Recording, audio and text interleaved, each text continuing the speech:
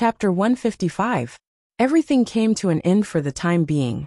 After Ayu's death, Song Qingshu finally had some breathing room for the following period of time. But the truth was that Mo Immortal Castle's revenge had just begun. Song Qingshu was well aware that the lady of the castle wouldn't let him off so easily after he had severely injured Azwa and killed Ayu. Stronger killers might appear at any time in the future, but Song Qingshu already had nothing to fear. After all, he was a man with long johns. Furthermore, the soul brand on his body had already been washed away by Senior Wang's mystical washing powder. From now on, it wouldn't be as easy for Mo Immortal Castle to find him. Since I was a child, I've never succeeded in doing anything bad. If I had known this would happen, I wouldn't have helped the wicked. Song Qingshu sighed in his heart as he took out a bottle of purple liquid. It was a bottle of body-dissolving liquid. Song Qingshu poured the whole bottle over Ayu's body. A pungent stench wafted over as the tattered red qipao on Ayu's body started to corrode. This qipao was originally a protective immortal treasure, but it still couldn't withstand the powerful corrosive power of the body-dissolving liquid. However, the power of this bottle of body-dissolving liquid was also limited. It only corroded the qipao, while the body remained intact. Song Qingshu was bewildered. This body-dissolving liquid could instantly melt the body of a nascent soul cultivator, but it had no effect on a soul formation cultivator. Sure enough, the gap between the nascent soul stage and the soul formation stage was just too big. Song Qingshu thought that he had been stuck at this realm for a long time, and he couldn't help feeling sad. Is there any more body-dissolving liquid? Grenade-throwing Senior Immortal asked. Song Qingshu took out another bottle from his pocket. There's only one bottle left. Give it to me. Grenade-throwing Senior Immortal took the bottle, opened the cap, and sprinkled a little white granular powder into it before shaking it evenly. Song Qingshu's face was full of amazement. Senior, may I ask, what is this powder? Grenade-throwing Senior Immortal. Of course it's mystical washing powder from your Senior Wang's family. Song Qingshu. After the detergent had completely dissolved in the body-dissolving fluid, Grenade-throwing Senior Immortal poured the fluid over the body again. This time, the woman's body directly turned into steam and started to evaporate quickly. Furthermore, after the detergent dissolved in the body-dissolving fluid, the pungent stench actually disappeared, and instead, there was a pungent fragrance of soap. Song Qingshu couldn't help giving Wang Ling a thumbs up. Senior White Rabbit King was really a god. Senior Wang, may I ask if your toilet cleaner spirit has the same effect? Could dichlorvos poison soul formation cultivators to death? Wang Ling. The three of them guarded Ayu's corpse, waiting for it to completely disappear. At the same time, along with a few flashes of light, a few objects appeared beside the corpse. These things had originally been hidden in Ayu's ear-shaped storage space. After the body-dissolving fluid had corroded the storage space, the things in the space had been scattered around the corpse like equipment dropped in a game. Perhaps because it was a temporary assassination mission, the woman did not bring much with her. Among them was a strangely shaped black weapon. It looked like a magic sword with a hilt, but the blade was very strange. It was made up of 7 black beads strung together. Song Qingshu was stupefied as he held up this black magic sword. Are female cultivators at the soul formation stage nowadays also so insatiable that they actually carry vibrators on them? Wang Ling, Grenade-throwing Senior Immortal, recognized this object. This is the 7-star sword. 7-star sword? I've read about it in ancient books. This is a first-class holy weapon, one of the 3 great magic treasures used by immortal Zhenyuan back then. The other 2 are the purple gold gourd and the golden canopy rope. I never thought it would actually be on this person, said Grenade-throwing Senior Immortal. Immortal Zhenyuan. Song Qingshu couldn't help shrinking his neck when he heard this name. This was a legendary figure from the same era as the legendary Devil Emperor Guapai. Furthermore, in the earliest days, when the gate between worlds had descended on Earth and a large number of demons had invaded, it was Immortal Zhenyuan who had been the first to find a way to close the gate between worlds. Grenade-throwing Senior Immortal cupped his chin and said thoughtfully, Legend has it that this 7-star sword has the power to move mountains, and can mobilize the power of the earth for its own use. Song Qingshu. Then why isn't she using it? A first-class holy weapon is already extraordinary. Generally speaking, a soul formation cultivator can only use a 4th or 5th class holy weapon, Grenade-throwing Senior Immortal said. Grenade-throwing Senior Immortal said, "It's worth investigating why this 7-star sword appeared in this woman's possession." As they spoke, their gazes swept over the objects that had exploded on the ground. In addition to the 7-star sword, there were some elixirs of unknown uses, and a bottle of purple liquid scattered around. That purple liquid was the body-dissolving liquid. According to the woman's original plan, she had obviously been to directly destroy Song Qingshu's corpse after dealing with him. Unfortunately, the woman had never expected this to be the final outcome. Scanning the area, it seemed that she didn't find anything else of value. Grenade-throwing Senior Immortal withdrew his gaze disinterestedly, then picked up the 7-star sword to examine it carefully. Only this 7-star sword could be considered an unexpected gain. After asking for Wang Ling's opinion, Grenade-throwing Senior Immortal unceremoniously put it into his pocket. Wang Ling didn't care about a mere first-class holy weapon at all. His body had long since become a sage, and there was almost no magic weapon in the world that could harm him with this body alone. But among the objects scattered on the ground, there was still one that Song Qingshu and Grenade-throwing Senior Immortal had overlooked, and which caught Wang Ling's attention. Wang Ling crooked his finger, and that thing directly flew into his palm. It was a palm-sized bronze plate, which was very thin, and only as thick as a 1 yuan coin. A lotus flower was carved on it, and Wang Ling thought that this probably represented some sort of identity or organization that the woman truly belonged to. He recalled the woman's clamor that she was from Immortal Mansion. Was this an Immortal Mansion token? Wang Ling didn't dare be 100% sure. Unfortunately, the woman was already dead. Song Qingshu had been a little ruthless in directly blowing up her brain. Otherwise, Wang Ling would have been able to use the memory exploration spell to look for clues. Song Qingshu stared blankly at the bronze plate in Wang Ling's hand, then looked at the two of them and asked, "Seniors, do you know what kind of organization Immortal Mansion is?" Wang Ling frowned. His intuition told him that this organization wasn't simple. Furthermore, his sixth sense had always been very accurate. "I think I've heard of this organization somewhere before, but I think that the 7-star sword in this woman's hand is most likely inextricably linked to this organization." Grenade-throwing Senior Immortal narrowed his eyes. "I'll get to the bottom of this.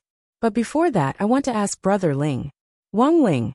Do you still have any long johns? Hurry up and give this brother 2 sets. Chapter 156. It was June 2nd on Wednesday in the 6th week of the semester. After last night's commotion, Wang Ling had thought about a lot of things.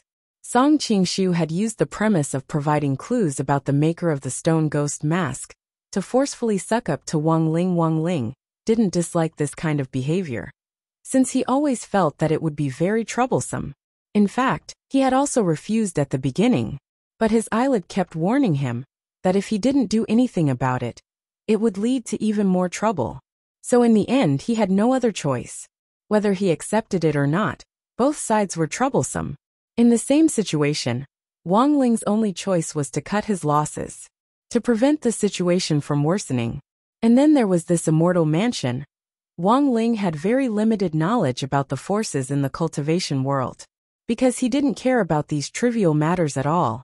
He had heard a lot about the distribution of forces from Grenade-throwing Senior Immortal. Currently, the forces in the cultivation world could be roughly divided into 2 factions, light and dark. The light forces all had business licenses. In addition to accepting disciples and collecting tuition fees, these forces also had independent spirit herb cultivation bases to support their self-sufficiency and profit. Of course, the light forces were under the unified supervision and jurisdiction of Huaxia's government, and the sects were open and transparent about their power situations. The disciples they accepted were all itinerant cultivators, with at least 100 years of cultivation after completing state-mandated quality education. They wouldn't come into conflict with the basic government education department.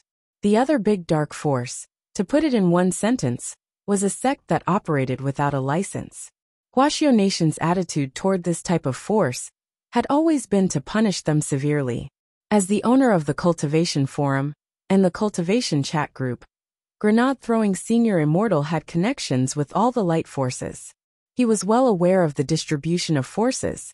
If there was a force he hadn't heard of, it had to be one of the dark forces. Azwa and Ayu had been hired by the lady of the castle as mercenaries. So for Immortal Mansion, these two people might not be key existences in the interlocking chain of forces. However, these two people had both reached the soul formation stage. Furthermore, they could refine a part of their bodies into magic treasures. It could only be said that as a dark force operating without a license, the power behind Immortal Mansion was indeed intriguing. After dealing with the woman's scattered belongings, Song Qingshu followed Grenade-throwing Senior Immortal to Wenxian Garden.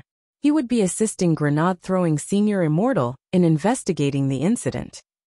After Third Saint, he became the second person in Mo Immortal Castle to turn traitor. After the two of them left, Wang Ling looked at the time. It was already almost 3 in the morning, and he still had several exam papers to finish. The most painful thing was that all the exercise questions on this paper were beyond the syllabus. He had to spend 5 or 6 minutes previewing in advance before he could get these two gremlins, pen and eraser, to help him with his homework. As a 16-year-old baby, Wang Ling's heart was really tired. When Wang Ling returned to class early in the morning, for the first time, no one had copied homework this morning. Even Super Chen and Dopey Gua, these two nerdy shut-ins who played games together at night, had handed in their homework on time. Given his understanding of the two of them over this period of time, there had to be something wrong with them suddenly becoming so ambitious. He read their memories and sure enough learned a few things. Lotus Sun hadn't come to school today. The reason was that in the middle of the month, the grade 1 students of number 60 high school would collectively participate in military training. When number 59 high school heard that there would be military training, the two headmasters had decided to simply schedule the military training together, and in passing, promote the friendship between the two schools. Thus, Lotus Sun had been temporarily assigned to number 59 high school and integrated into the lives of the two schools ahead of time. In exchange, number 59 high school would also send a student to number 60 high school as an exchange student to experience the cultural differences between the two schools. This was the result of the headmasters of the two schools acting on their own. They hadn't informed anyone in advance, and had only given notice at the teachers' morning meeting yesterday. So most of the students were kept in the dark.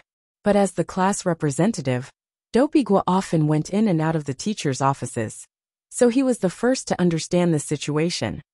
This was also the reason why the two of them hadn't copied homework in the morning, because they had heard that the exchange student from number 59 high school was also the school belle. If the school belle saw them copying homework, that would be too humiliating. I wonder who number 59 high school will send. Super Chun cupped his chin in his hands as he stared at the classroom door, waiting for the figure of his imagination to appear. Number 59 high school also had a lot of school bells. Although they weren't as magnetic and lethal as Lotus Sun's, their looks were passable. After spending so much time with Lotus Sun, the boys in grade 1, class 3 were actually vaguely tired of looking at her. The most important thing was that Lotus Sun was really too far away from them. She was a girl who was impossible to pursue. In contrast, the commoner school belle from No. 59 high school might be more to the boys' taste. It wasn't long before Teacher Pan's footsteps could be heard in the corridor. She's here, she's here. Dopey Gua's pupils contracted slightly.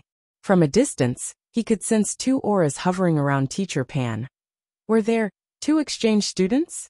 Teacher Pan paused at the classroom door and turned around to say to the 2 students who had been sent for the exchange, "Students, don't be nervous. Our students in grade 1, class 3, are very enthusiastic. I hope that you'll gain something from number 60 high school before the military training." After saying that, Teacher Pan walked straight through the door. Following that, 2 students from number 59 high school followed Teacher Pan's footsteps into grade 1, class 3. Super Chun and Dopey Gua almost flipped the table when they saw this. They were actually two boys. F***K. We used number 60 high school's top school bell in exchange. How did we get these two things in return? Speaking of which, these two boys could actually be considered old acquaintances of number 60 high school, and even had a history with Wang Ling. Standing on the dais, Teacher Pan cheerfully introduced the two students from number 59 high school. Students, let me introduce you. The one on the left is He Bufeng's classmate. The one on the right is classmate Tang Jingza. Everyone give him a round of applause. Clap, clap, clap, clap. After a symbolic round of applause, Dopigwa couldn't help asking, Teacher Pan, these two students don't seem to be grade 1 students. Is this really okay? It's like this. Classmate He Bufeng didn't participate in the school's military training for personal reasons. So this time, he'll be participating in the military training with the grade 1 freshmen. As for classmate Tang Jingza, Teacher Pan pushed up her glasses. Number 59 high school thinks that we should send classmate Lotus Sunday headmaster Jean. Doesn't think it's good to just send classmate He Bufeng as an exchange student. So he also sent classmate Tang Jingza. Grade 1, class 3 was dead silent. Because according to Teacher Pan, this guy was a freebie. Wang Ling. What freaking freebie? Classmate Tang Jingza's grades are very good. If there's anything you don't understand, you can ask him. Teacher Pan cleared her throat and thought about what she was going to say next, and her old face actually flushed a little. In addition, classmate He Bufeng's family runs an andrology hospital, and he also brought a gift when he came to our number 60 high school for the exchange this time. For the next 6 months, all boys can enjoy a 50% discount on circumcision services at the hospital run by classmate He Bufeng's family with their student IDs. What about the girls? Feather Lin raised her hand and asked. Teacher Pan, hair removal. Chapter 157. In the heart of the city, there was a rather majestic building. The office of the lady, the secretary of the Lord of Mo Immortal Castle, was on the top floor, and through the huge floor-to-ceiling windows, one could completely overlook the city. Especially at night, the splendid lights of the city's heart made one feel nostalgic. It was 8 o'clock in the morning. A woman wearing a hairpin and black traditional clothes stood in front of the floor-to-ceiling windows, her eyes a little vacant and her brows tightly furrowed. As soon as she arrived at the office, the lady received bad news. Her subordinate Ayu's life signal had disappeared. Everyone who worked in Mo Immortal Castle had the Lord's soul brand on them, which could be combined with a special life detector to monitor them. If it suddenly disappeared, it meant one of two things. Either the soul brand had been washed away, or they were already dead. The Lady of Castle was very clear about Ayu's plan. She had also single-handedly planned and arranged for Ayu to go out and take revenge on Song Qingshu this time. However, Song Qingshu and Ayu's soul brands had unexpectedly disappeared. For the sake of a mere Song Qingshu, she had actually lost 2 of her beloved generals. The Lady of Castle found this a little hard to accept. Furthermore, she couldn't guarantee that Song Qingshu was truly dead. Although the life detector showed that Song Qingshu's soul brand had indeed disappeared, she couldn't rule out the possibility that this guy might have found a way to wash it away. While she was pondering this, the originally transparent floor-to-ceiling windows were shrouded in a layer of haze. Looking at the black shadow reflected in the floor-to-ceiling windows, the lady's eyes twitched, and she bowed a little fearfully. Greetings, Lord. The black shadow's voice seemed to come from an ethereal void as it echoed heavily. My venerable self saw that Song Qingshu's soul brand had disappeared. Is he already dead? The lady lowered her head and replied in a low voice. This still needs to be investigated. This time, for the sake of a mere pawn, we actually lost 2 generals. You must reflect. Yes, Lord. The lady cupped her fists at the black shadow. This subordinate will definitely find out the truth as soon as possible, and will immediately lead people to investigate. If Song Qingshu is really dead, we will definitely be able to find traces of body-dissolving fluid at the coordinates where the life detector disappeared. Actually, my venerable self has always suspected that this person has someone behind him.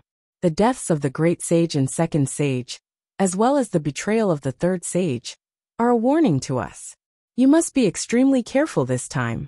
At this point, our immortal castle can no longer tolerate any mistakes. Don't worry, Lord. Even if Song Qingshu has someone backing him, given our immortal castle's current foundation, no one can shake us. Given Lord's strength, as long as you can find that stone ghost mask, it will only be a matter of time before you dominate the world. The castle lord nodded. Yes, we must investigate the matter regarding the stone ghost mask as soon as possible. At this moment, the shadow of the castle lord on the floor-to-ceiling window suddenly flickered. Then a cry of awe came from the void. Then, without saying a word, the shadow on the floor-to-ceiling window dissipated into nothingness. The lady was stupefied. Could it be that the castle lord was attacked? Castle lord? Castle lord? The bodyguard tried calling out twice. About 10 seconds later, the black shadow reappeared on the floor-to-ceiling window, and the voice of the lord of the castle came from the void again. I'm fine. There was an accident just now. My long-range projector ran out of power. That new guy forgot to charge it for me last night, and he even spilled his coffee on my pants. Luckily, my pants are waterproof. The lady. Given the relationship between number 59 High School's headmaster Jean and number 60 High School's headmaster Chen, number 59 High School and number 60 High School were actually quite close. It was just that in recent years, the students have been competing with each other more seriously. But after the last Spirit Sword exchange meet, the relationship between the two schools had improved a lot. Meeting He Buffing and Tang Jingze for the second time gave Wang Ling a very mystical feeling. Back then, at number 59 High School, one of them was a delinquent senior whose name made people tremble with fear, and the other was the president of the student union who liked to find fault with others and compare himself with others. But both of them had ended up the same way. After the 4-day Spirit Sword exchange meet, both of them had lost their temper. Thus, they had embarked on the path of studying hard and making progress every day, adhering to the core values of cultivation. The first 2 classes this morning were still Teacher Pan's Tao Talismans class. The teaching progress of the two schools was actually about the same. He Buffing had no pressure at all to learn, and there was no need to mention Tang Jingze, who was an old senior who was about to graduate. He knew the high school curriculum like the back of his hand. After studying for the past few weeks, I believe that everyone already has a corresponding understanding of the 4 major spirit talismans. Among the functional spirit talismans, the spirit guiding talisman. This is the focus of our midterm exam. Today, I'm going to talk to you about the application of expanded functions of spirit talismans. At this point, everyone basically understood that Teacher Pan was going to start her daily lessons that went beyond the syllabus again. The spirit talisman I'm going to talk to you about today is the meditation talisman. Hearing this, Wang Ling couldn't help raising his eyebrows. This was a spirit talisman with an extremely high degree of difficulty.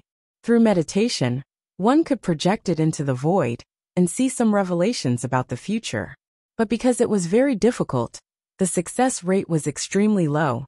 After mixing cinnabar with spirit water, Teacher Pan unfolded the yellow talisman and began a preliminary demonstration. She focused her spirit energy on the writing brush and frowned as she carefully wrote on the yellow talisman to ensure that there were no mistakes in the seal. The slightest mistake could directly cause the creation of the meditation talisman to fail. After about 3 minutes, Teacher Pan put away the brush and injected spirit energy into the yellow talisman. Everyone looked carefully. A moment later, the yellow talisman fluttered in the air. It was a dress that looked a little gorgeous. It was a little out of place with Teacher Pan's serious and old-fashioned style. Teacher Pan pushed up her glasses. This is a Dharma dress that I bought on a certain Taobao a few days ago. Although Teacher Pan's demonstration had been successful, even Teacher Pan herself wasn't clear on what this brightly colored dress symbolized, and what kind of story would happen around it in the future.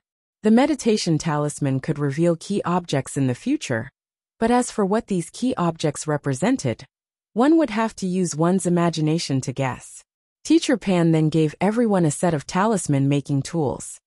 Now students, try out the steps just now. The classroom exploded once again. The seal on the meditation talisman was intricate and complicated, and it was a huge test of wrist strength to write it. The slightest difference in thickness could lead to failure. Even Tang Jingze, an old senior from number 59 high school, had to use up several yellow talismans, and he couldn't help frowning. This was too difficult. But just as he was trying it out by accident, the yellow talisman on Dopigua's desk suddenly buzzed and burst forth with light. Master of Dopey stared at the floating yellow talisman in disbelief. Did it work? Everyone's gazes followed the direction of the sky, and a moment later, a shadow was projected. What's that? Feather Lin looked curiously at the thing that had been projected from the sky. It looked very much like a fungus, with mushroom heads on both sides. On the top was something shaped like a mouth, and below it was a small hole which looked very smooth. When the boys around them saw this thing, they were directly stupefied. Master of Dopey coughed. Do you know the Taisui fungus? This thing is our family's ancestral meatlingji mushroom. Chapter 158. The difficulty of creating a meditation talisman was very high. Apart from Master of Dopey, who had managed to draw it by accident, everyone else's attempts ended in failure. Of course, Wang Ling was just pretending. He had deliberately made a mistake at the last step of writing the seal. Most people had failed, so it was even more impossible for him to stand out at a time like this, since it would really draw too much attention. In fact, the seal Wang Ling had drawn on the yellow paper was much more accurate than Teacher Pan's. But for Wang Ling, it was just for fun. The meditation talisman wasn't very useful for him. It could also serve as an early warning of disaster. But his eyelids were more intuitive. Overall, apart from Master of Dopey's wretched interlude, this Tao talisman's lesson could be considered quite harmonious. Dopigua had managed to complete the meditation talisman by accident. Even he himself didn't know why such a large meatlingji mushroom had appeared in the air. The scene turned awkward for a moment. Dopigua could only smile apologetically in an attempt to relieve the pressure in the atmosphere. But Teacher Pan was in the end. Teacher Pan, as number 60 high school's top teacher, and a teaching pioneer that the students were proud of, she had recognized the meatlingji mushroom at one glance. Teacher Pan frowned as she suddenly recalled that student Dopigua was often absent-minded in class. His eyes glazed over, and his thoughts distracted. Sometimes, when she patrolled the back window of the classroom, she would even see this student Dopey sleeping on the table. This was clearly the syndrome of using too much meatlingji mushroom. Now, even the meditation talisman had reflected this thing, which was enough to prove the lethality of this meatlingji mushroom for youngsters. How could the flowers of the motherland indulge in such a strange place? Thus, there was no point in smiling apologetically or chatting awkwardly. Teacher Pan directly called Dopigua's parents over to discuss the meatlingji mushroom. This was really quite embarrassing. After class, Dopigua, who had returned from Teacher Pan's office, slumped over the table with a lifeless expression on his face. At the same time, he wailed in his heart, "My illustrious reputation. It was actually ruined just like that." Superchin couldn't help patting Dopigua's shoulder. "Brother Gua, we're all men. We all know this. Actually, it doesn't matter. Our class is very united. We definitely won't tell the other classes about this. At least it's a good ending." Little Peanut also comforted him. Master of Dopey's tears welled up in the corners of his eyes, and he simply wanted to cry. "What's so good about that? My parents were called." Little Peanut, when I was delivering homework to the teacher just now, I heard the teachers in the office talking about your dad. Master of Dopey. My dad. Little Peanut, they're discussing whether your dad is a botanist. Master of Dopey. In the blink of an eye, it was noon. The atmosphere in the class seemed to be slightly heavy, causing He Buffing and Tang Jingze to feel very embarrassed. They didn't understand what exactly was going on. After asking around carefully, she found out that Mother Wan was coming to deliver food today. Every time they thought of Mother Wan's love bento filled with a strong dark wind, everyone couldn't help trembling. Doesn't Mother Wan usually only make bento on Fridays? How come today? Superchin asked. Mother Wan heard that there will be 2 students from number 59 high school today, so she decided to make bento in advance. They'll be delivered to class later. Little Peanut replied weakly. He Buffing and Tang Jingza were touched when they heard this. They had long heard about number 60 High's hospitality. And sure enough, this kitchen lady was too considerate. Not only did she specially make bento, she would also specially deliver it to the classroom. In contrast, their number 59 high school's attitude toward number 60 high school back then was simply too much. He Buffing and Tang Jingza felt deeply ashamed in their hearts. Wang Ling. These two people clearly still didn't realize the seriousness of the problem. At number 60 high school, even Wang Ling couldn't deny that Mother Wan was an extraordinary woman in the world of cooking. He always felt that her identity wasn't simple, and that she had students all over the world. Wang Ling had already seen the shadow of Mother Wan's cuisine in too many places, the most famous of which was the heavenly silkworm potato strips. This was also the impression that most people had of Mother Wan's current signature dish, since she had waved goodbye to the era of big pot dishes and turned to researching new cuisines. This heavenly silkworm potato strips was probably her dish with the highest score to date. Wang Ling had also seen a campus celebrity interview with Mother Wan in the school magazine last time. At the end of the interview, Mother Wan had generously shared her experience in making the heavenly silkworm potato strips. That was, don't ever lose the potatoes while stir-frying them. If the potatoes went into another wok while stir-frying them, they would change flavor. It was close to 12 o'clock when there was the sound of a cart being pushed at the originally quiet entrance to Grade 1 Class 3. The wheels of the cart rolled over the ground with a rumbling sound. It was Mother Wan pushing the cart over. Mother Wan pushed open the classroom door. She was still wearing a pale yellow apron and a snow-white chef's uniform, and her slightly plump figure was unadorned. When she smiled, there were faint crow's feet at the corners of her eyes. Everyone must have been waiting. It's time to eat. After saying this, light flowed out of her hands, and the delicately wrapped lunchboxes on the cart were immediately distributed into the hands of every student. Mother Wan put her hands on her hips in a domineering manner. In order to welcome two students from number 59 high school today, our love lunchboxes were specially made. Even the menu has been changed. Mother Wan knew that the relationship between the students of number 60 high school and number 59 high school was actually very tense, so it could be said that she had racked her brains for the love lunchboxes today. In the end, she finally had an idea. Except for Tang Jingza and He Bufeng, everyone else in Grade 1, Class 3 sucked in a breath of cold air. Damn. Even the fixed dish in the love lunchboxes, the heavenly silkworm potato strips, had been changed. This time, it was really Gigi. Everyone sucked in a breath of cold air, and then opened the lunchboxes. The first thing they saw was stir-fried green peppers with mushrooms, which were still giving off steam. However, the mushrooms were a little strange, and looked a little like horses. After taking a bite, Superchin already couldn't stand the earthy taste in his mouth, and he couldn't help picking it up and asking, "Mother Wan, what is this?" Mother Wan quickly replied, "This is a kind of fungus. It's very nutritious. Its scientific name is horse antler. Do you see the two halves of the skin on the side?" Superchin nodded. Mother Wan explained slowly, "This skin is called a pine stinger, and it's a jellyfish that lives on sea pine. When I went to the frozen sea before, I directly jumped into the water to catch it, so it's still fresh. If you eat the pine stinger and horse antler together, you'll have the power to forgive. I hope that after eating these two dishes, you'll be able to live more harmonious and happy lives." Little Peanut. "Then this soup?" Mother Wan. This is white lily soup, or white lily soup for short." Chapter 159. It was June 2nd on Thursday, in the 6th week of the semester. That morning, Loopy Toad took out its little notebook from under the bed in Wang Ling's room. It continued to write down its human observation plan. It had already been several months since it had completely accepted the reality of its dog body.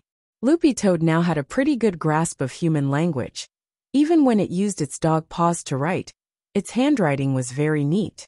Loopy Toad felt that as long as it died again, given its current handwriting, it would definitely win its reputation in life and in death. As a cultured dog, Loopy Toad felt that its current level of literacy was already close to that of a human university student. It could be called a top student among dogs. Since learning to write an observation diary, Loopy Toad had also recorded a lot of things big and small. In addition to observations on humans themselves, this diary also contained observations on certain events. From the vicious incident of Mother Wong being groped, Loopy Toad had discovered the formidable power of the human internet. The rapidly developing internet era enabled humans to quickly take sides online, and then use the Water Army Commander-in-Chief to summon 100,000 water armies to attack or defend a certain opinion. Thus, Loopy Toad felt that there was a reason why the demon race had failed to break into the human world through the gate between worlds all those years ago. Human information technology was really too advanced. It was like this online, and it was also like this in reality, especially when it came to resisting the invasion of the gate between worlds. There wasn't a single phone call that couldn't be handled.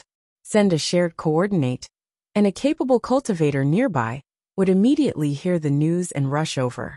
In contrast, the demon race was still using the most primitive method of sensing to gather their strength, and had already lost at the starting line. All in all, the demon race still had a lot to learn. Loopy Toad now also knew how to operate a phone and an intelligent wristwatch, which was really too convenient. In contrast, the demon world was actually still using spirit talismans to send messages, which was really too lowly. After writing in the diary, Loopy Toad closed the notebook and put it back under the bed. It then opened the window on the second floor and jumped down to the villa. Today's weather forecast for Shanghai City had changed again. It wasn't as hot and stuffy as the TV had said. On the contrary, when the gentle breeze and the sun shone on Loopy Toad's green dog fur, Loopy Toad even felt refreshed. But without Wong Ling by its side, Loopy Toad felt like something was missing in its heart. It stared blankly at the end of East Huang Road, looking a little lonely. Although Little Master Ling usually didn't like to talk, Loopy Toad had a basic understanding of Little Master Ling's character after spending so much time together. The key was to be honest with Little Master Ling. Wong Ling didn't like to stir up trouble, and he didn't like it when people kowtowed to him. If Little Master Ling was compared to a cat, it was best to go along with its fur. If you went against its fur and tried to cause trouble, it would most likely explode in anger. When it had first arrived at the Wong family, Loopy Toad had always been a little scared, but now that it had known them for a long time, it gradually relaxed. Sometimes, he would even help it stroke its fur in his spare time. Although Loopy Toad had turned into a dog, its cultivation hadn't been delayed.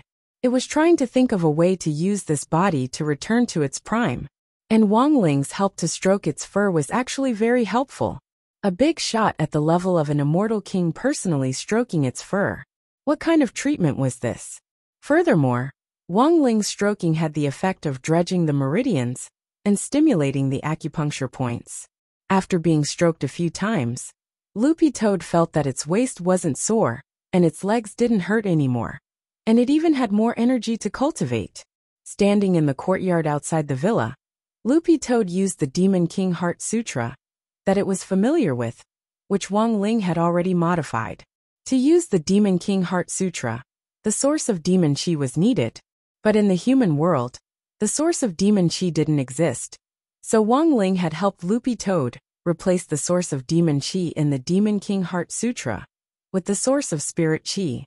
When Loopy Toad used the technique at that moment, it could feel spirit chi flowing into its celestial aperture and overflowing. It felt like the Tao of nature.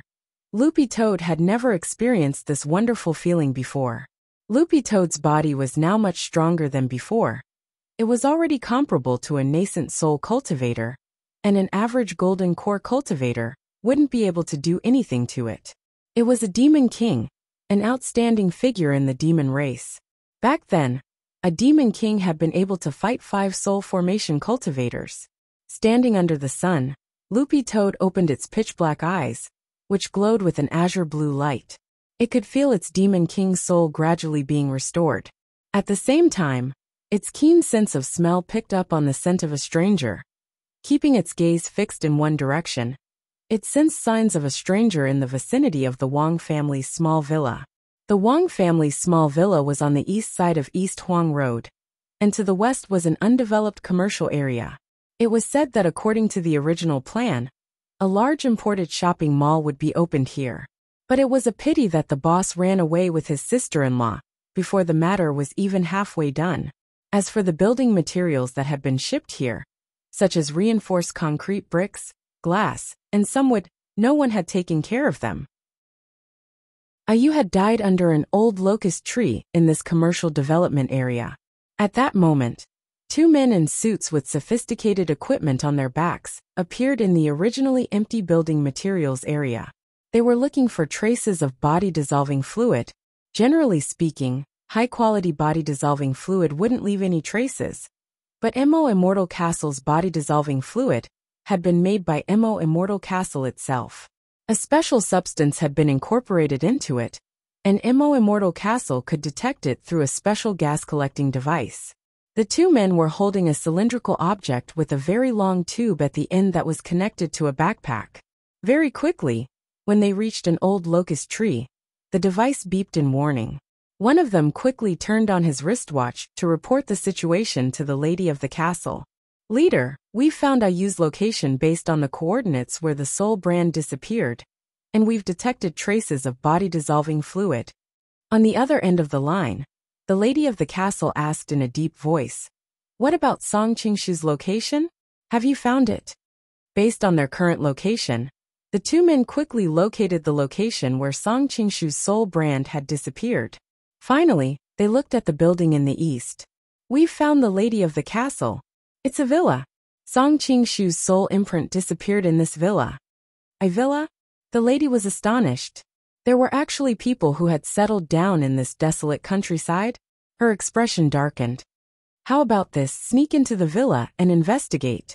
The two men in suits hesitated for a moment before saying, "But the lady of the castle, there's a dog at the entrance of the villa. Wouldn't that be too obvious?" "It's just a dog, let's stew it for dog meat. We'll let you have a sumptuous feast. Isn't that great?" Chapter 160. The area around East Huang Road was a low-end area that hadn't been developed yet. Apart from the transport vehicles transporting supplies into the city, there were very few other vehicles that passed through here. It could really be described as a wilderness. So when the two men in suits saw a villa here, not only were they a little surprised, they also felt a little strange. Ever since the real estate bubble, housing prices had long since fallen off. Even a white-collar worker could buy a large house of several hundred square meters in the city with his salary. If he felt that there wasn't enough space, he could also entrust a construction team to use the space expansion spell to increase the space. After all, this technique was now quite mature. So, what kind of family was this? The two men in suits felt a little strange in their hearts, but the lady had already spoken, so they could only obey her arrangements.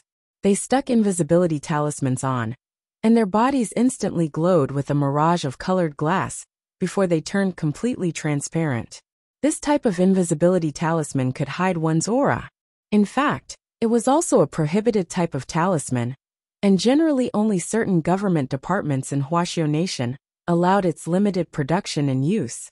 The talismans in the hands of the two men in suits had been privately made by Mo Immortal Castle. In fact, this was already illegal, and if they were caught, they would be directly detained. But when the two men tiptoed closer to the villa's entrance, they inexplicably breathed sighs of relief. Because after probing with their spiritual senses, they hadn't sensed the source of spirit energy in the villa. Is this an ordinary family?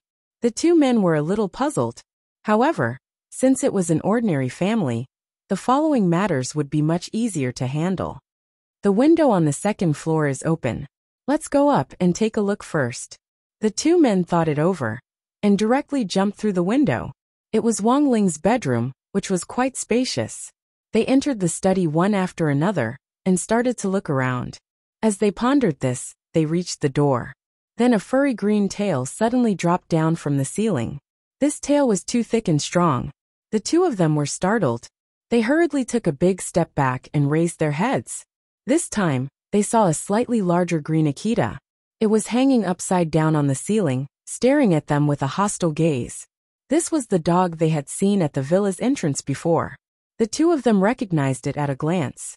They had felt that there was something wrong with the dog, but they didn't expect that there was really something wrong with it. Also, wasn't this dog way too big? One look, and you could tell that it wasn't a decent dog.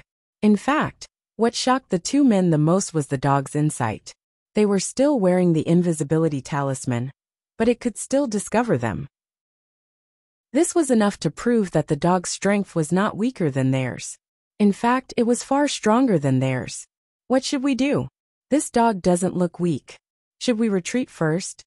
You're already here. It would be a pity to leave just like that. Both of us are at the peak of the late-stage gold core realm. Why should we be afraid of a dog? Late-stage gold core? Loopy Toad jumped down from the ceiling and sneered. Back at number 60 high, it hadn't been afraid of a golden core cultivator, even when it was so weak. Now he was even less afraid. Since their identities had already been exposed, the two Immortal Castle cultivators felt that there was no need for them to hide anymore. Spirit light flashed in their hands, and each of them summoned an immortal sword to attack. One of the men in a suit pointed his sword directly at Loopy Toad. We originally just wanted to investigate something, and didn't mean to offend you, but you bastard insisted on stopping us. Don't blame us for being impolite. The two men swiftly circulated their spirit energy, and moved in unison, even brandishing their sword chi in unison. It was very obvious that the people who worked in Immortal Castle had been trained and nurtured in an assembly line fashion. The advantage of this was that they could train a lot of people who were proficient in sword techniques in a short period of time, but the disadvantage was that they were too monotonous. Anyone who had studied sword techniques a little would be able to see through them in just a few rounds. Thus, whenever the people from Immortal Castle attacked during a mission, they would do so with murderous intent, and they wanted to end the fight in the shortest possible time. This was to avoid drawing out the fight and creating openings. But looking at the two men's movements, Loopy Toad really felt that they were a little slow, and felt a little sleepy. Thinking back to when it had been in the demon world back then, when it had been talking and laughing with the sword demon king Hualaisher. These two guys probably hadn't even been born yet, right? Then, two dazzling flaming sword lights interrupted Loopy Toad's thoughts. Its eyes met the two sword lights, and just as they were about to reach it, they stopped as if they had come to a stop, and were unable to move forward even half a step. Or a freezing spell. The two Immortal Castle cultivators were alarmed. In a situation where there was a complete disparity in realms, there was a way to rely on aura alone to fight, and that was the famous demon race spell, Aura Freezing Spell. By releasing a special aura to counteract the spirit waves or sharpness produced by a magic weapon, this was a fairly advanced spell. The reason why the demon kings who had descended from the gate between worlds back then had been such a headache was because of this aura freezing spell. For demon kings of the demon race, the aura freezing spell was in fact more like a barrier spell. It could evade the lethality of a cultivator's magic weapon at the first instance. So 6 years ago, Loopy Toad had felt pretty miserable, because its aura freezing spell had been completely useless against Wang Ling. At that time, Little Master Ling had pierced itself with one punch. Now that it had recovered part of its strength, it could finally use this spell again. Loopy Toad couldn't help sighing in its heart. Thinking about it carefully, it also felt like a lifetime had passed. The expressions of the two Immortal Castle cultivators finally changed, as they were completely frightened. They realized that they absolutely couldn't touch this dog. It actually knew the demon race's spell. What on earth was this dog's identity? Retreat! They turned to leave, but found that their bodies wouldn't listen to them, and they couldn't move at all. The aura freezing spell just now had actually followed the sword lights that had slashed at them in the opposite direction. They were completely immobilized. You shouldn't have come here, Loopy Toad said as it swept its gaze over the two people lazily. It withdrew its spirit energy and its body shrank, the blue light in its eyes disappearing. Loopy Toad didn't know if it was because it had been with Little Master Ling for too long, but it didn't feel as murderous as before. It had clearly swallowed the soul of a Shadow Stream killer back at number 60 high school. But now, faced with two cultivators with delicious souls at peak late golden core stage, it actually wasn't the least bit interested.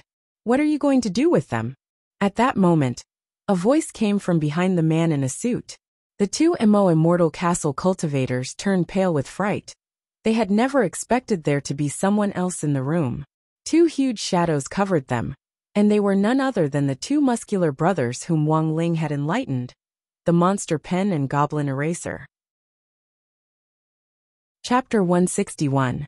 Loopy Toad didn't have any intention of killing these two people, but little Master Ling would definitely be unhappy if he found out that they had broken into the Wang family's villa without permission and were plotting something. Loopy Toad wasn't interested in their souls, but it also didn't want them to leave alive, so it was best to leave them to these two gremlins, pen and eraser. These two people couldn't move at all, and had no idea what the two muscular brothers behind them were going to do to them. They were scared to the point of peeing their pants, but unfortunately, the aura freezing spell was so powerful that even their cavernous bodies were frozen. Both of them couldn't stop trembling. Pen, should we get rid of them? Eraser. Forget it, little master won't be happy if their blood splashes all over the room. Alright, there was only one way left. The two muscular brothers looked at the toilet in Wang Ling's bedroom at the same time, and then escorted the two people to the toilet. Pen, you're lucky. Our little master likes cleanliness, so we won't let you see blood today. The two immortal castle cultivators turned pale with fright. What do you want to do? Hee what? Rubbing his fists, Goblin Eraser opened the toilet lid, then grabbed one of them by the foot, and directly flipped him upside down before stuffing him into the toilet. Finally, he quickly pressed the flush button, and with the sound of rushing water, this person was directly sucked in and directly disappeared. Wang Ling had enlightened this toilet, and it led to an alternate space. No one knew exactly where it led to, but in theory, once they were flushed down the toilet, these two people would essentially disappear from the world. The other immortal castle cultivator was so frightened that his face was covered in sweat. You! Goblin Eraser put one foot on the toilet seat and pointed at it condescendingly. Are you going to go in yourself? Or do you want me to throw you in? The immortal castle cultivators. There were actually a lot of things to do on Thursday. When Wang Ling came to class in the morning, Little Peanut was handing out school notices with a bitter expression on his face. What's this? Dopeyguis stared at the grayish-yellow school paper. This was a notice before the military training in the middle of the month. Some of the items and things to take note of during the military training were marked on it. Everyone's gaze swept through the notice line by line. Soon, all the boys in the class burst out screaming in pain. F***CK. Do we have to shave during military training? Superchin didn't want to do it. It hadn't been easy for him to get a short fringe. It would be such a pity to cut it off. Also, why can girls get special treatment? Superchun felt that this was serious gender discrimination. Amidst the resentment, Master of Dopey said indifferently, "Calm down for a while, and don't talk about gender discrimination. Let me ask you, which is more important, the bangs or the teapot?" The boys thought about it for a while and didn't say anything. Seeing that everyone had quietened down, Dopeyguis nodded in satisfaction. That's right. Actually, a buzz cut is pretty good. It's summer in Shanghai City, and the weather is hot. It'll be cooler after I shave my head. Back in the day, I also had bangs. But after thinking about it carefully, I realized that it didn't matter whether I had bangs or not. After all, I relied on my talent to survive in the world. Hearing this, for some reason, the boys in the class suddenly thought of a saying. He used to be a king. Later he said forget it.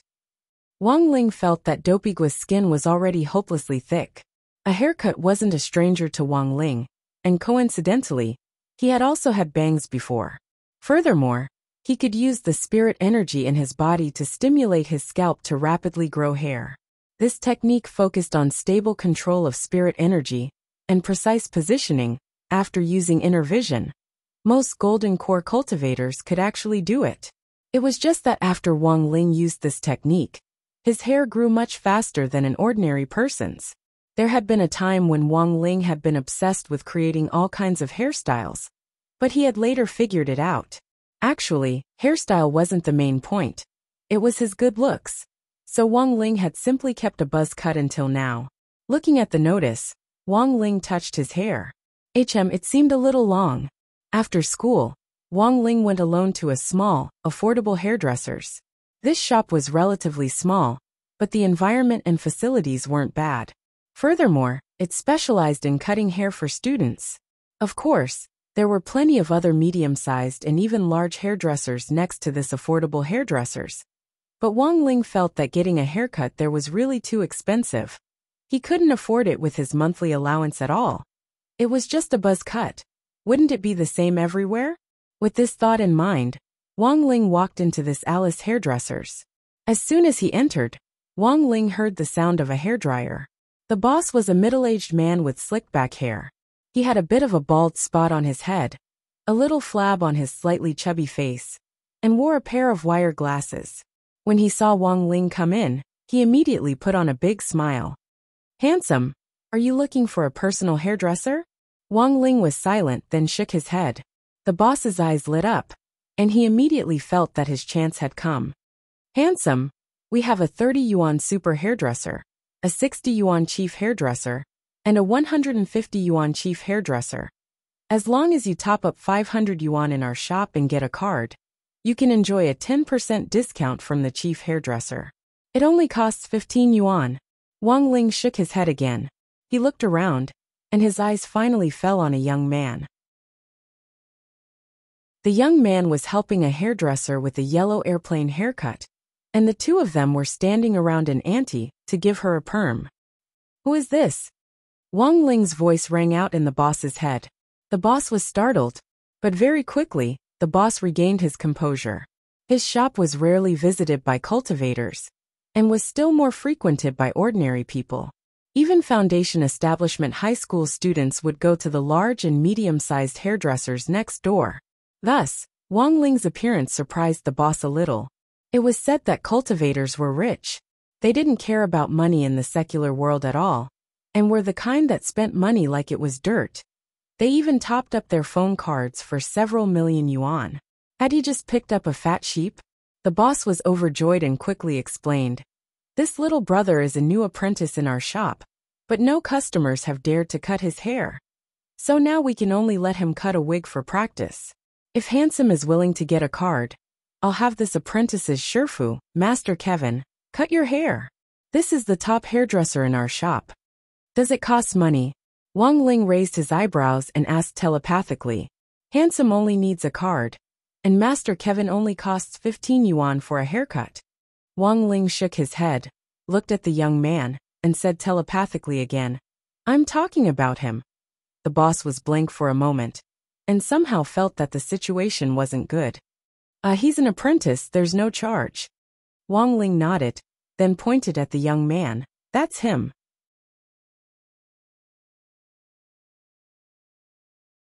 Chapter 162. Actually, Wang Ling felt that he really wasn't a stingy person. Money should be spent where it should be spent, and not a penny where it shouldn't be spent. This was the economic view of consumption that Wang Ling had developed since he was a child under the guidance of father and mother Wang. A haircut was just a trivial matter, and Wang Ling was more willing to spend the money on crispy noodle snacks.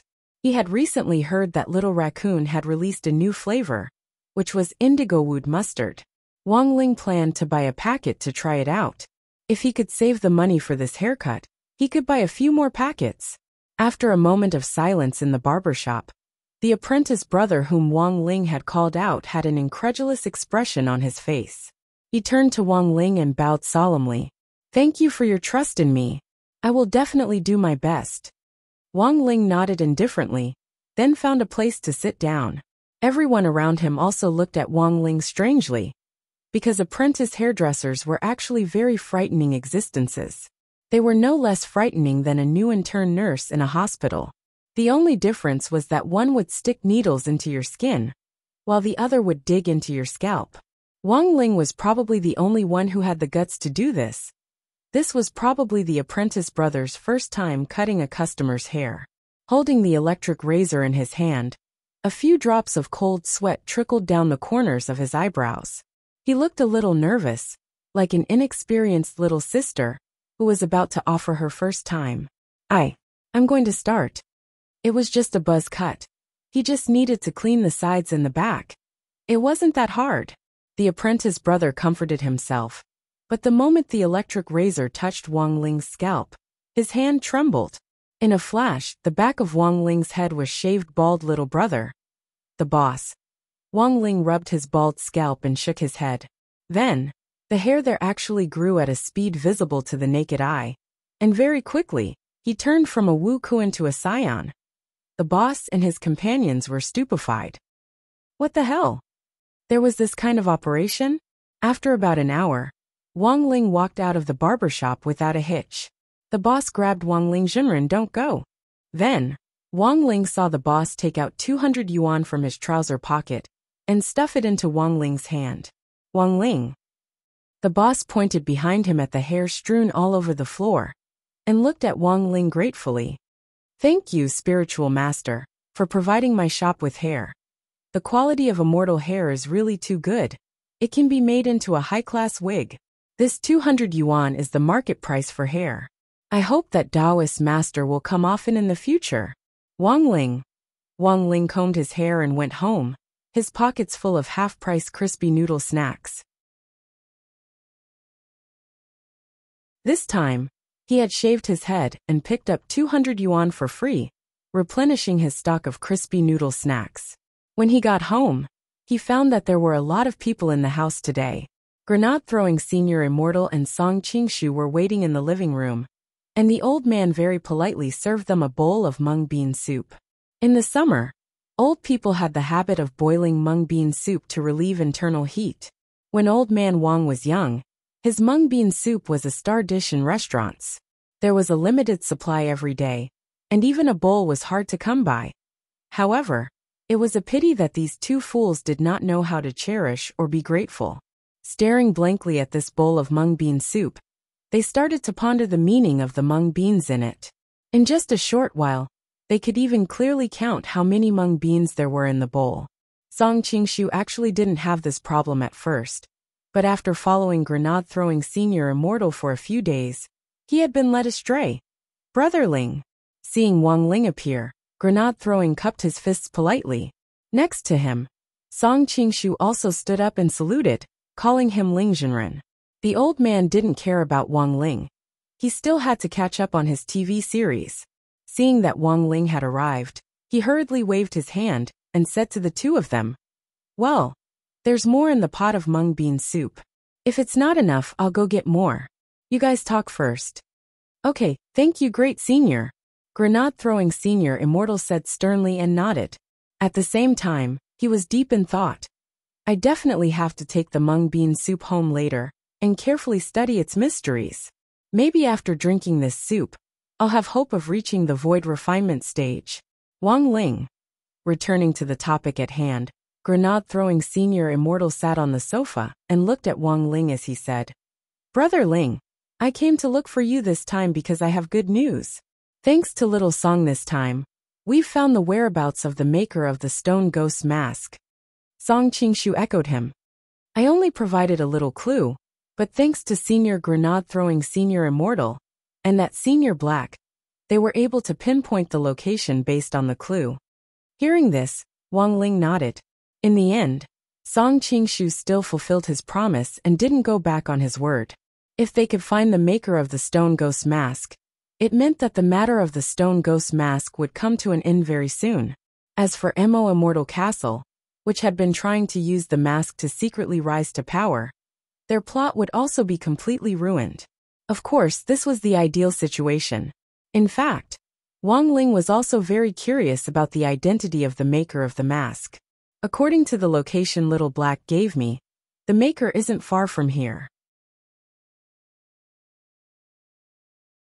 Grenade-throwing Senior Immortal opened the location message that Little Black had sent him, which clearly indicated the distance between the 2 points, which was 800 kilometers. An ordinary cultivator would be able to reach this distance in 20 minutes on a flying sword. Wang Ling cupped his chin as he looked at the coordinates that Little Black had sent him, and slowly frowned. The more he looked, the more he felt that this place was a little familiar. Brother Ling, don't worry. Little Black found this place after repeated calculations and verification. Combined with my great magic power, there's absolutely no mistake. Grenade-throwing Senior Immortal vowed solemnly. But Wang Ling had a bad feeling about this, and his eyelids started to twitch again. It was a one-star disaster alert. Who knew what on earth would happen? Wang Ling had Grenade-throwing Senior Immortal and Song Qingshu put their hands on his shoulders. And then with a swish, the three of them simultaneously teleported in the direction of the coordinates. Right after that, a somewhat old-school restaurant that looked like it was on the verge of collapsing appeared in front of them. Looking at the huge words Midnight Dining Hall, on a horizontal board hanging from the entrance, Wang Ling was lost in deep thought. Damn. Why was it this place? Could it be that this restaurant owner used to be a smith? From a smith to a chef, Wang Ling felt that this was even more ridiculous than being a crossover singer. Grenade-throwing Senior Immortal looked at the twitching expression on Wang Ling's long-lost poker face, and couldn't help feeling a little curious. Brother Ling, it seems that you've been here before? The melodious singing in the restaurant rang out one after another. This is the person I deeply love and think about day and night.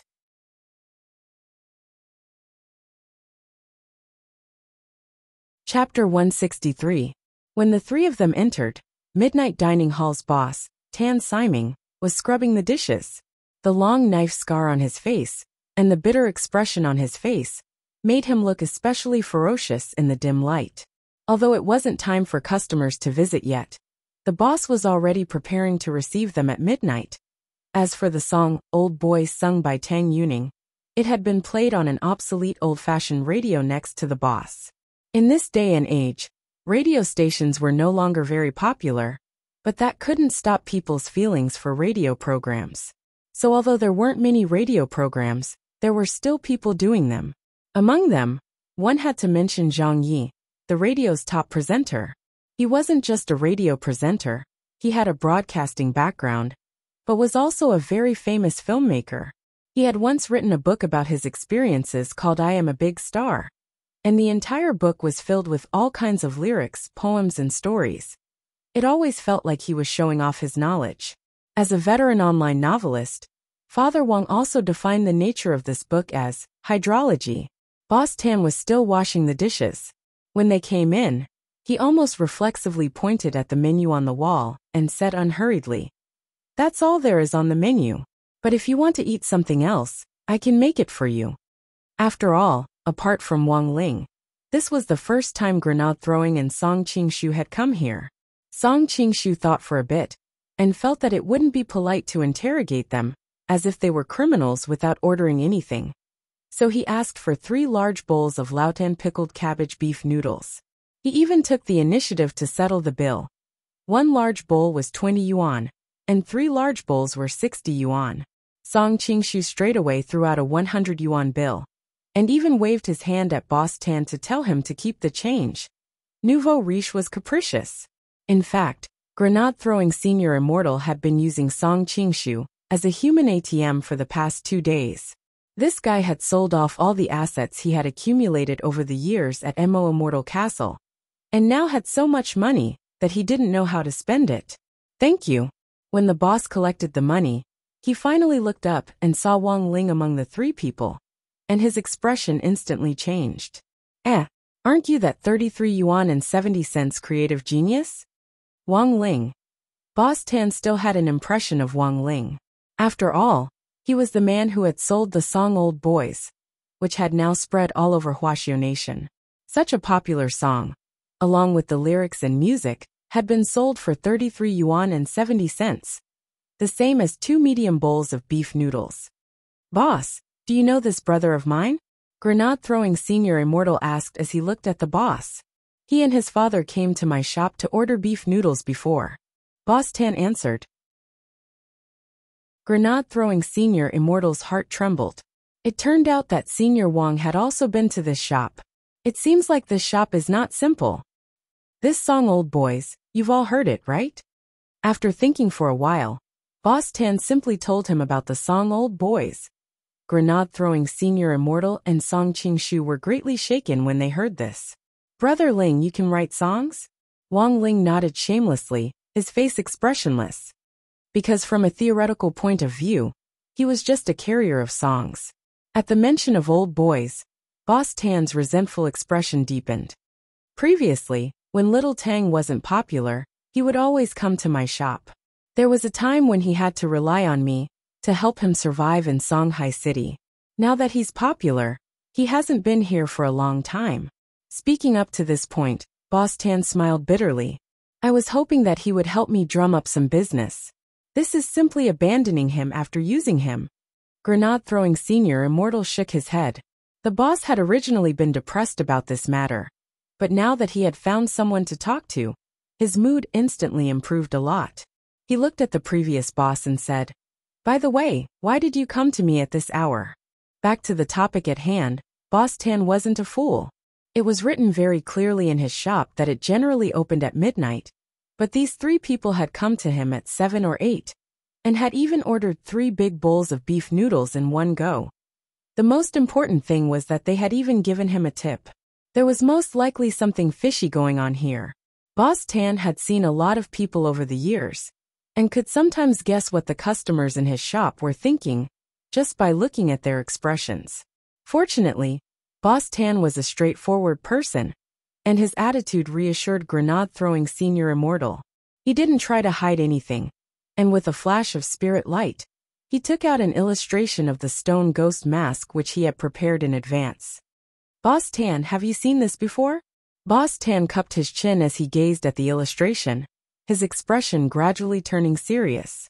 He then stared at Grenade-throwing Senior Immortal and asked a little excitedly, "Where did you find this mask?" When Boss Tan said this, the weight in everyone's hearts was instantly lifted. Sure enough, the owner of this shabby restaurant, Boss Tan, had something to do with the stone ghost mask. Grenade-throwing Senior Immortal answered truthfully, "Brother Ling bought the mask we have on some treasure for 5 yuan, and it even included free shipping." Boss Tan, if you know more about this mask, please tell us the truth. Please tell us the truth. As far as we know, there should be 2 stone ghost masks. This is a twin magical weapon. And now, someone is trying to use these 2 masks to do evil. Saying this, Grenade-throwing Senior Immortal stepped forward and gripped Boss Tan's hand tightly. "Boss Tan, it's up to you to save the world." Boss Tan stared at the illustrated handbook for a while, then shook his head and replied, "Although I'm very surprised as to how on earth you found me, I don't know. But I'm sorry to tell you that I'm not the only one who made these 2 masks. When I was young, I made them with the little girl from the neighborhood." Grenade-throwing Senior Immortal. "Made of mud? But there's primordium black crystal in this mask. It's the hardest metal in the entire universe." Boss Tan thought carefully for a moment before saying, "Oh, we did indeed find some black crystals in the mud at the time, so we just put them in." Grenade-throwing Senior Immortal, Song Qingshu and Wang Ling. The scene fell into a dead silence. Grenade-throwing Senior Immortal took a deep breath. "So Boss Tan, you're not a smith?" Boss Tan shrugged. "I never said I was. The girl was the one who made the masks. I just cooperated with her in making them. In the end, it was also the dry mud she baked." Grenade-throwing Senior Immortal. "Then, does Boss Tan still have the contact information for that mud-playing little girl?" Boss Tan. "It's been so many years, we haven't been in contact for a long time.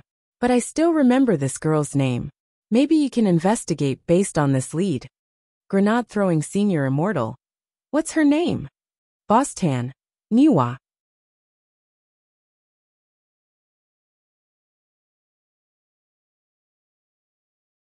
Chapter 164. Based on the information Song Qingshu had provided, it had taken Little Black 2 days and 2 nights to obtain this lead. He had thought that there would be significant progress, but before this step could be taken, the lead had been cut off again. Even he felt vaguely annoyed. Now, where to find this mud-playing little girl called Niwa had become a thorny problem. Of course, if he hadn't been restricted by the Dao Talisman seal, He could have used her aura to track down and lock onto a target, but that would have caused the global power grid to go down, which wasn't an outcome he wanted to see. It was very clear that the stone ghost mask was a very tricky problem. Boss Tan looked at the three distressed people and was deep in thought. After a moment, he took out an iron box from his drawer and gave it to grenade-throwing Senior Immortal. Boss Tan, what's this? There's a hawthorn tree seed inside, Boss Tan replied. This is a promise I made to that girl when I was little. I'll find a place to plant the seed, and as long as it blossoms and bears fruit one day, that girl will appear under it. Will this really work? It had been so many years. He probably couldn't even remember the names of his kindergarten classmates anymore.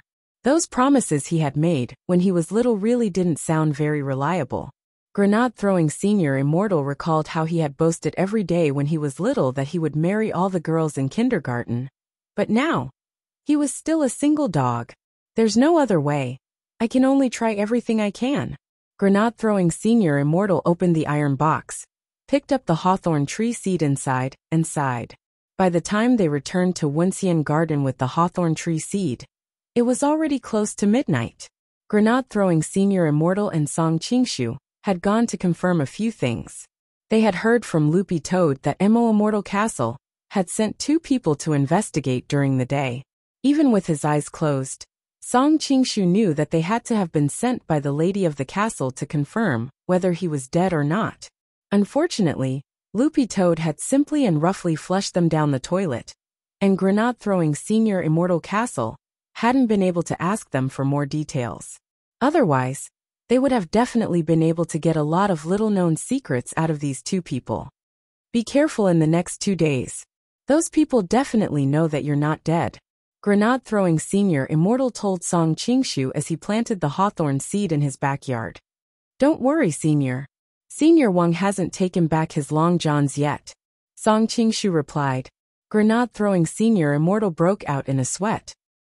Most enchanted magic treasures have a time limit, and Brother Ling will probably enchant them again regularly.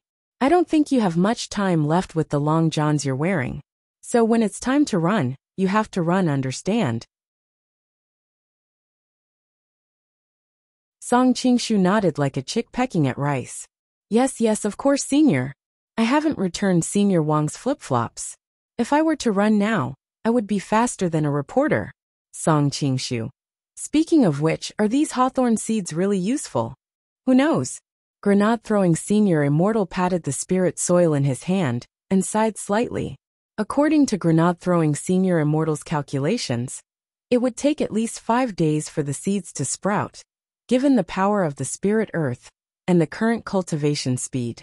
It would take at least half a month for it to grow into a hawthorn tree.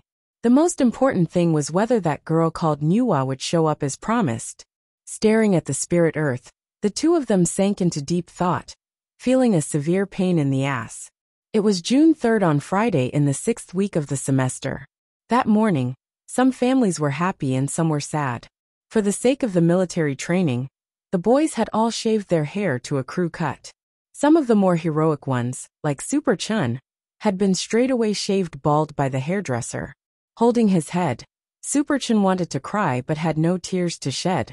He had clearly told the hairdresser that he only needed to trim his hair. Even if it was a crew cut, he had to look handsome. Who would have thought that the hairdresser would, in the blink of an eye, trim and embroider him into a bald wu-ke? Super Chun felt that he must have owed the hairdresser a huge sum of money in his previous life. He was really bloody unlucky. When Teacher Pan walked into the classroom, it was actually a little noisy as everyone was discussing hairstyles. But today, Teacher Pan uncharacteristically didn't get angry. Instead, she silently put her handouts on the lectern and admired the boys' crew cuts with the girls around her. As a man, he should feel refreshed like this. How good was this? As a pioneer teacher at number 60 high, Teacher Pan had led many batches of elite students. The most impressive thing about Teacher Pan was her strict teaching style and class rules. She was a person who liked to follow the rules, and anyone who got to know her for a long time would have a deep impression of her obsessive-compulsive disorder. Now that all the boys had shaved their crew cut, Teacher Pan's mood was as relaxed as if she had been constipated for a long time and had finally been released. While Teacher Pan was rejoicing over the boys' new looks in Grade 1, Class 3, on the other side, the general administration of 100 schools in Songhai City was in an uproar. Audjua sat at his desk with a little bitter resentment. Ever since number 60 High had been attacked by Shadow Stream killers, he hadn't been able to let it go. Thus, as soon as he took office, he had increased the vigilance of all the high schools within the jurisdiction of the general administration of 100 schools in Songhai City. This was to prevent heretics from rising again. Audjua didn't want to make the slightest slip-up while he was still in office. The official culture of cultivators was far more complicated than ordinary people could imagine. Number 60 High was his alma mater. If he couldn't even protect it, it would inevitably become a topic of gossip and ridicule. It was almost time for number 60 High's military training, so Audjua had secretly increased the security at number 60 High in the last few days. Unfortunately, Audjua received bad news at this juncture. The younger sister of the master of Shadow Stream, who had been captured at number 59 high school previously, had broken out of prison. Songhai City's Class 1 prison was an important place for serious criminals deployed by the Cultivation Police Department. A lot of famous criminals had been imprisoned here. The criminal from Fury Cultivation University, who had poisoned his roommate, had been locked up here for a very long time and was finally executed in accordance with the law. This incident had alarmed national leaders, and it just so happened that members of the Central Cultivation Inspection Team were in Songhai City. Secretary Dakong had rushed to the scene almost immediately. To be honest, it was quite inconceivable that someone had broken out of the National Class 1 prison for serious criminals. It had to be noted that all the cultivators who had been sent to prison had special sealing spells cast on them, and the handcuffs they wore were also specially made to restrict the output of their abilities.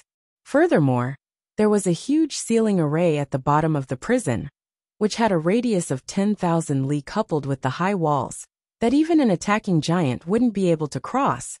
Breaking out of the prison was simply nonsense. After Secretary Dakong arrived at the scene, the Cultivation Police Department had already dispatched the Major Crimes Investigation Unit to investigate the situation. The only good news that could be confirmed at the moment was that the criminal hadn't left Songhai City's high-security prison. It was just that the way he had escaped was a little inconceivable. The other party had actually dismantled the steel plate under the bed and used only a fork for instant noodles to forcibly dig out a passage.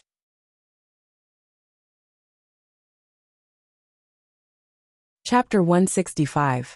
It was really inconceivable that an instant noodle fork would actually be able to dig such a long tunnel in a national level 1 prison for serious criminals. With her spirit energy completely restricted, how had the girl managed to break through the heavy reinforced steel plates made from strengthened immortal crystals? That was one problem. After breaking through the steel plates, how had she transported the bricks and soil out? That was another problem. Audjua arrived not long after Secretary Dakong. When he arrived at the prison, he could clearly feel dizzy. Seeing this, the warden, who had been waiting at the main entrance to receive him, hurriedly hung a pendant around Audjua's neck, and his dizziness was alleviated. "What's this?" The warden explained. "Director Zhua, this is a resistance crystal developed by Huaxiao's Cultivation Academy of Science. When you wear it, it can restrict the power of the magic array beneath the prison. Each staff member working in the prison has one." Hearing this, Audjua nodded. The magic array in the prison was really too powerful. As soon as he stepped in, he almost couldn't breathe, and his overall symptoms were similar to hypoglycemia: chest tightness, shortness of breath, rapid heartbeat, and dizziness. But the serious criminals locked up here not only had to face the suppression of the magic array, but also the restraining power of the special handcuffs on their wrists. Judging from all the conditions, breaking out of this prison was a complete joke. This incident was a little unexpected, but fortunately, we discovered it in time. There are signal transmitters embedded in the prisoner's handcuffs, and according to the signal source, The prisoner is still hiding in the prison. The warden wanted to cry a little. If the prison break was successful this time, he would probably have to directly go GG and go home to retire and farm. Audiobook was directly brought to the crime scene by the warden. Songhai Cultivation Police's major crime investigation team had already arrived, and they all surrounded the entrance to the prison from which the girl had broken out. At first glance, Audiobook saw Secretary Dukhong's figure in a windbreaker in the vast crowd. "Little Zhuozi, you're finally here." When the old secretary saw Audiobook, his frown instantly brightened. "It was all thanks to your efforts that we were able to capture this person last time." "Audiobook, I already have a basic understanding of the situation. If you have any questions, you can ask me directly. If you have any other thoughts, you can also tell me. Everyone here will listen to your commands. We have to do our best to arrest and bring this criminal to justice in the shortest time possible, before he actually escapes from prison." The old secretary patted Audiobook on the shoulder. "Little Zhuozi, it's up to you. I believe that if you can catch her once, you can catch her again."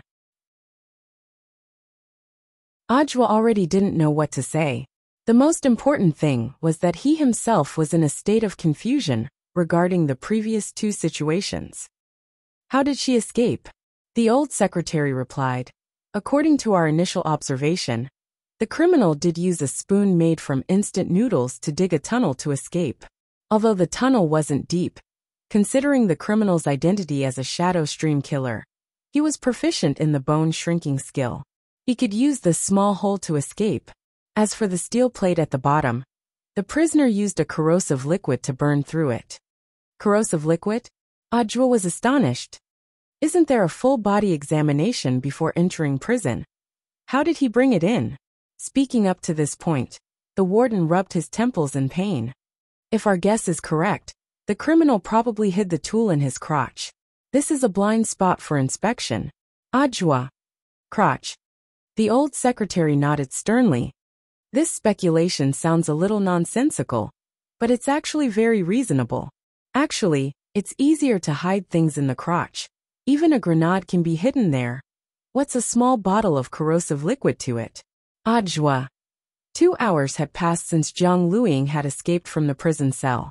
The outside world was calm and peaceful, but Songhai's level 1 prison was already in an uproar. No one could say for sure what would happen in 2 hours. The longer it dragged on, the higher the chances that the criminal would actually escape. As a criminal wanted by the vicious assassination organization Shadowstream, there was no guarantee that the other party wouldn't do anything harmful to society if he was allowed to escape from prison. Jiang Luiying had crawled out of a haystack 3 kilometers away from the prison's main building. When she crawled out, she was still holding an instant noodles fork and handcuffed. Tied to the fork was an armor-piercing talisman, which was why Jiang Luiying had been able to dig through the soil as effortlessly as if she were digging pudding. When she broke out of the ground, the effect of the armor-piercing talisman had already disappeared, and the instant the effect of the armor-piercing talisman disappeared, the instant it tragically broke into 2 pieces. Oh, that was right. Jiang Luiying had also taken this armor-piercing talisman out of her crotch. "It's all thanks to the escape package elder sister prepared for me." Jiang Luiying held a glass bottle the size of a finger in her hand, which was stuffed with all kinds of hoi poi capsules, which contained all kinds of magic treasures that could be used to escape capture. Jiang Luiying, on the other hand, had kept them in her crotch all this time. Jiang Luiying could have escaped a long time ago, but unfortunately she had been knocked unconscious. By the time she had woken up, she was already in prison. It had taken some time, but fortunately, she had managed to escape in the end. Lying in the haystack, Jiang Luiying stared at the bottle in her hand. She gritted her teeth hatefully and pounded the ground in grief and indignation. "Those damn cats and high school students. They made me suffer so much here. Just you wait." Jiang Luiying narrowed her eyes, a hint of malice in them. Her top priority now was to think of a way to escape from here. Jiang Luiying was well aware that although she had escaped from the cell, she hadn't truly escaped the prison. Furthermore, she had a hunch that she was being watched. I have to think of a way to undo these damn handcuffs first. After calming down, the girl stared at the handcuffs in deep thought. These handcuffs were made of stainless steel. The material was very special and had the ability to suppress spirit energy. Coupled with the restrictive array at the foot of the prison, the spirit energy she could now use was so minuscule that it wasn't even worth mentioning. However, Jiang Luiying still thought of another way. She took out a hoi poi capsule from the glass bottle, which contained the last armor-piercing talisman. Taking it out of the capsule, the girl stuck it to her 36D chest, as if she had cut off all means of retreat. Then, she took a deep breath. She placed her hands flat on a rock and tried to put as much distance between them as possible. After that, she lifted her upper body and flung it violently. Boom! Chapter 166. In ancient times, there was a chest weapon that could shatter boulders. And today, there was a chest weapon that could shatter shackles. Looking at the shattered handcuffs, Jiang Luiying suddenly felt a sense of heroism in her heart. She felt that she had accomplished an unprecedented feat. The main reason was that this armor-piercing talisman was just too useful. This was an armor-piercing talisman which had been specially drawn by her elder sister, and was more vicious and violent than the ones sold on the market. That was why it could generate enough force to directly shatter the handcuffs. Without the shackles of the handcuffs, Jiang Luiying felt that her spirit energy had recovered significantly. Although the magic array under the prison had the ability to restrict spirit energy, it was still very difficult to control it. But over the past few days, Jiang Luiying had gradually adapted to this kind of oppressive environment. She had 2 golden cores inside her body, which was like having 2 CPUs at the same time. Her spirit energy worked faster than an ordinary person's, and even in such a restrictive environment, she could still exert half of her strength. This had played an important role in her escape from the prison. Without the help of the prison resistance crystal, it would be nonsense for an ordinary felon to escape from the prison's magic array and the handcuffs on their hands. But now, the girl felt that her chances of escaping were much higher. This prison was quite large, and she had just escaped from the main building. His current location was a training area 3 kilometers behind the main building. It was a small forest. It had originally been a place for prisoners to exercise, but now it had become a hiding place for Jiang Luiying to escape. If she dashed out so brazenly now, the prison officers who were already searching nearby would immediately find her. What Jiang Luiying needed to do now was to use the invisibility talisman in the escape package to find the sewer that led outside the prison as soon as possible. Then, while the armor-piercing talisman's effect was still active, she would use the chest weapon to smash a hole in the barrier outside the prison. Otherwise, there was no way she could break through the prison's high walls, which were ridiculously thick. Now that things had come to this, Jiang Luiying had no other choice. If she wanted to escape from here, she could only make one last attempt. In the forest, the girl gritted her teeth, circulated her spirit energy, and stuck the invisibility talisman on her body, then swiftly flew off in one direction. Half an hour later, the prison guards patrolling outside found the broken handcuffs on the ground, and Secretary Sun and Audiobook quickly led a group of people to the scene. When the warden saw the handcuffs that had been reduced to pieces, his heart trembled with fear, and a distressed expression appeared on his face.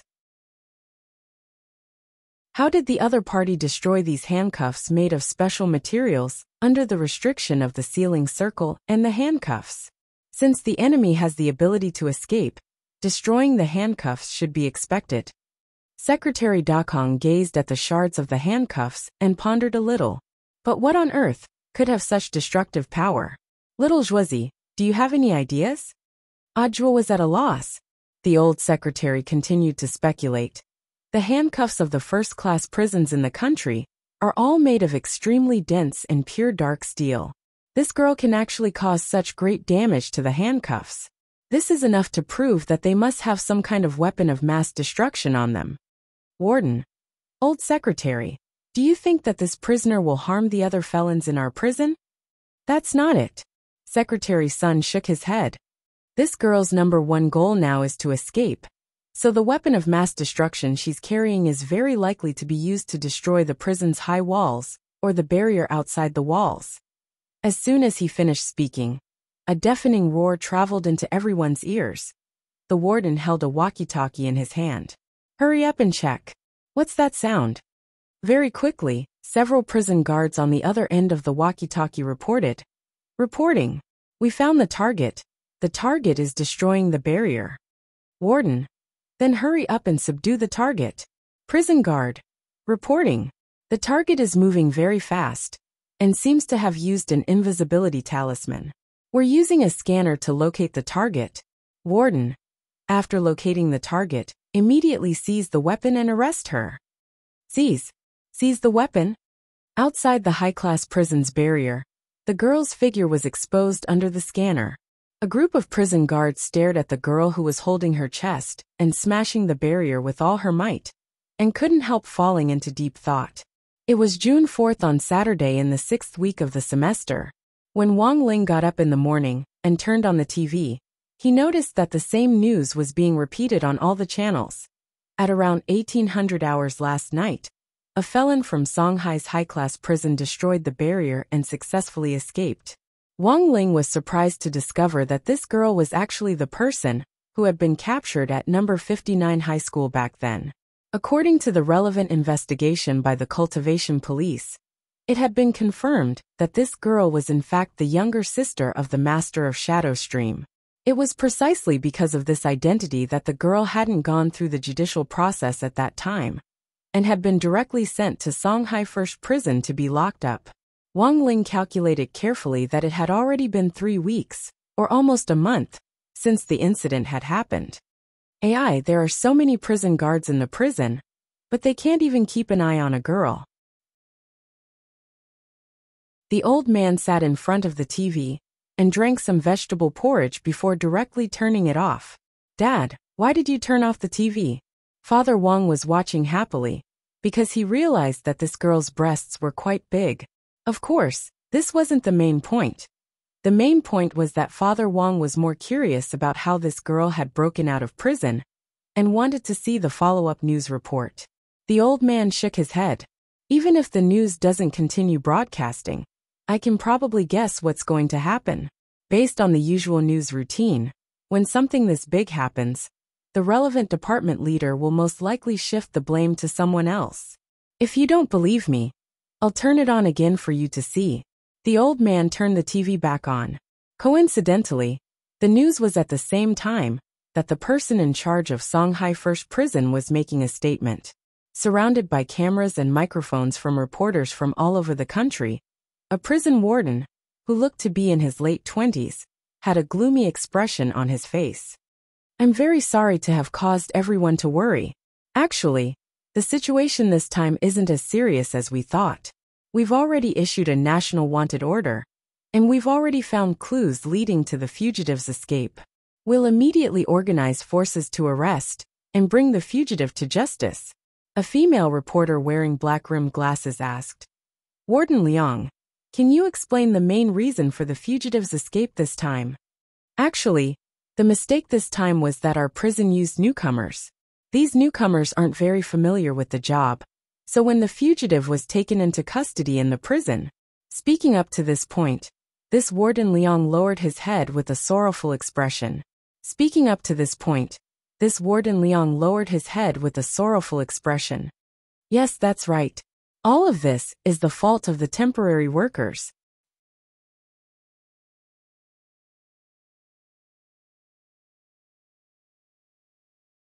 Chapter 167. Just like that, the glorious temporary worker was once again implicated.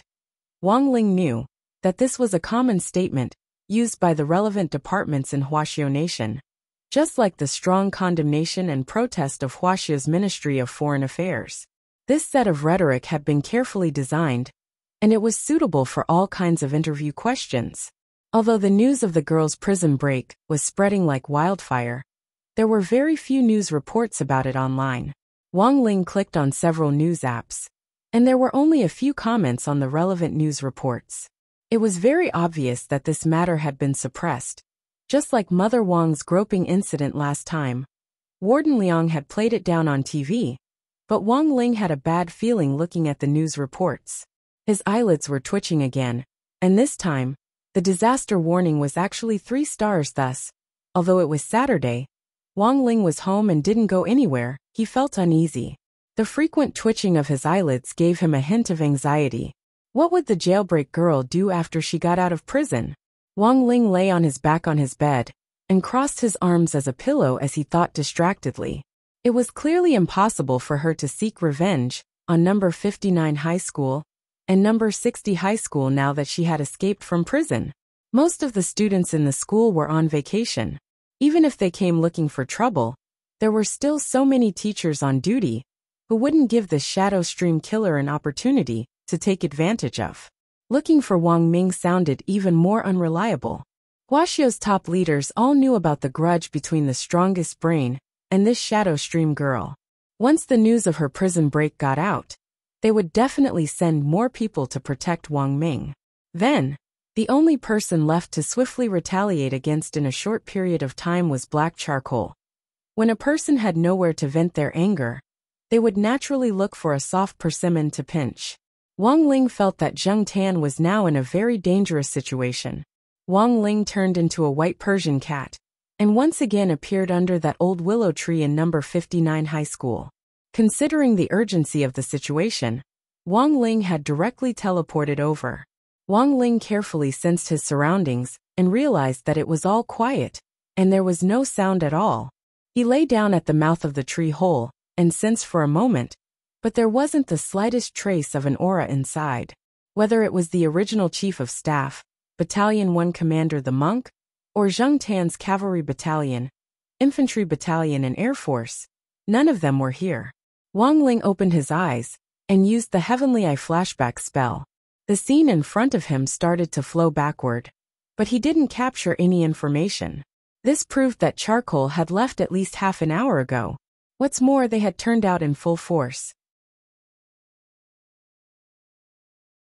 They brought along all the fellows in the cave, and were fully armed. Even the Yadali cannon in the cave had disappeared. Where did they go? He was very worried about Zheng Tan's safety.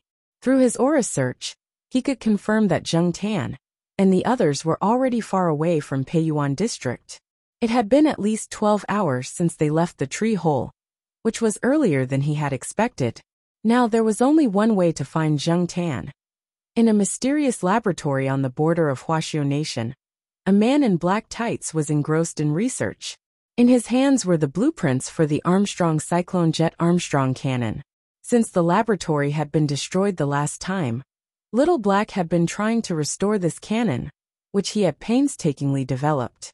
He was waiting for a clue from grenade-throwing Senior Immortal. Then he would carry the cannon to that bastard's house and directly blow it up. Little Black was in the middle of recalculating the cannon's firing speed when a hand suddenly pressed down on his shoulder, scaring him so much that he trembled all over. Who is it? This time, Little Black saw a youngster in a white short-sleeved shirt standing behind him. You are. Wang Ling directly revealed his identity telepathically. Little Black was astonished. You're Ling Junren? This time, Wang Ling didn't have to deliberately disguise his face like last time, because the last time he had been here, he hadn't known about the relationship between Little Black and grenade throwing. Now that he knew that the other party was on his side, there was no need to disguise himself. To verify that he was the real Ling Junren, Wang Ling even posted a photo of grenade-throwing Senior Immortal. Wang Ling had secretly taken it when he had been with grenade throwing. He had taken it to deal with this kind of situation in case he needed it.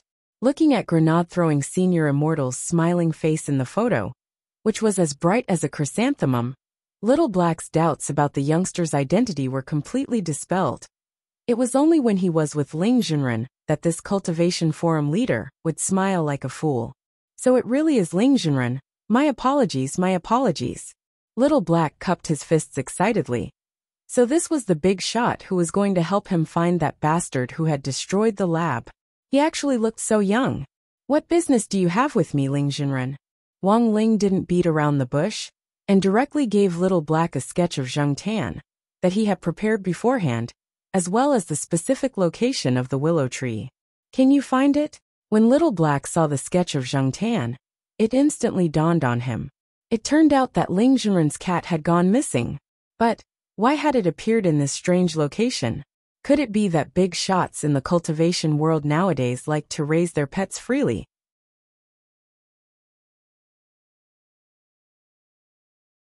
Out of politeness, Little Black didn't ask too many questions. Based on the coordinates Wang Ling had marked, Little Black easily located the willow tree's vicinity and successfully hacked into all the surveillance equipment nearby. This time Wang Ling finally caught a clue. Zheng Tan and the others had set off at around 8 o'clock last night, and each cat had been covered with an invisibility talisman. As Wang Ling had guessed, they had left the tree hole with all their fellows. It was obvious that they were going to fight a team battle. Wang Ling's heavenly eye could clearly see Zheng Tan's black, confident face through the surveillance cameras. This guy was actually smiling.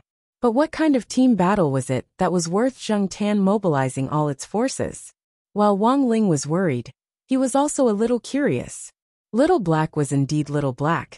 As a computer network existence that could turn something rotten into a divine weapon, it was able to deduce Zheng Tan's final destination, Shanghai Dahuang International Airport, based on just a bit of Zheng Tan's whereabouts when it had set off.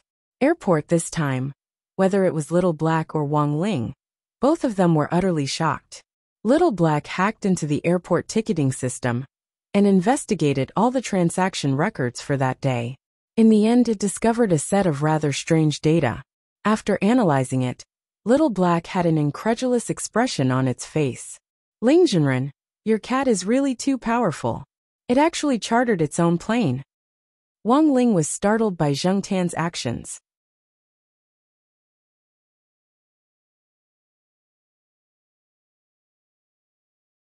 Chapter 168.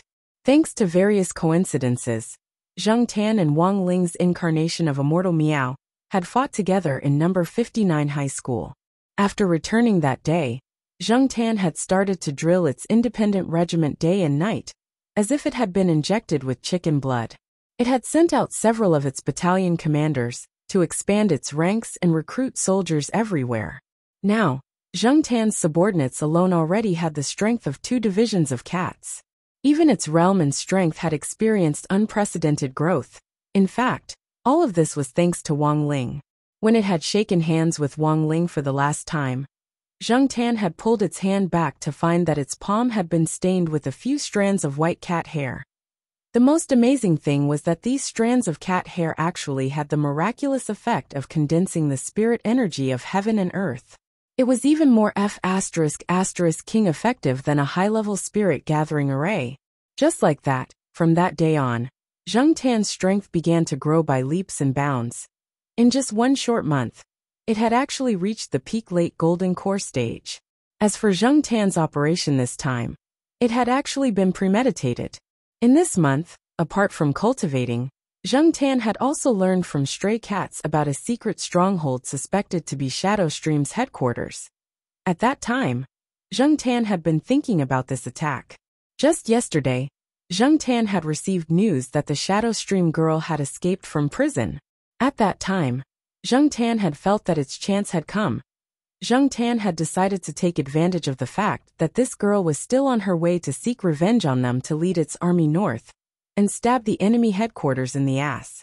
Jinghua City, a neighboring city of Shanghai City. This was the capital of Huaxiao Nation.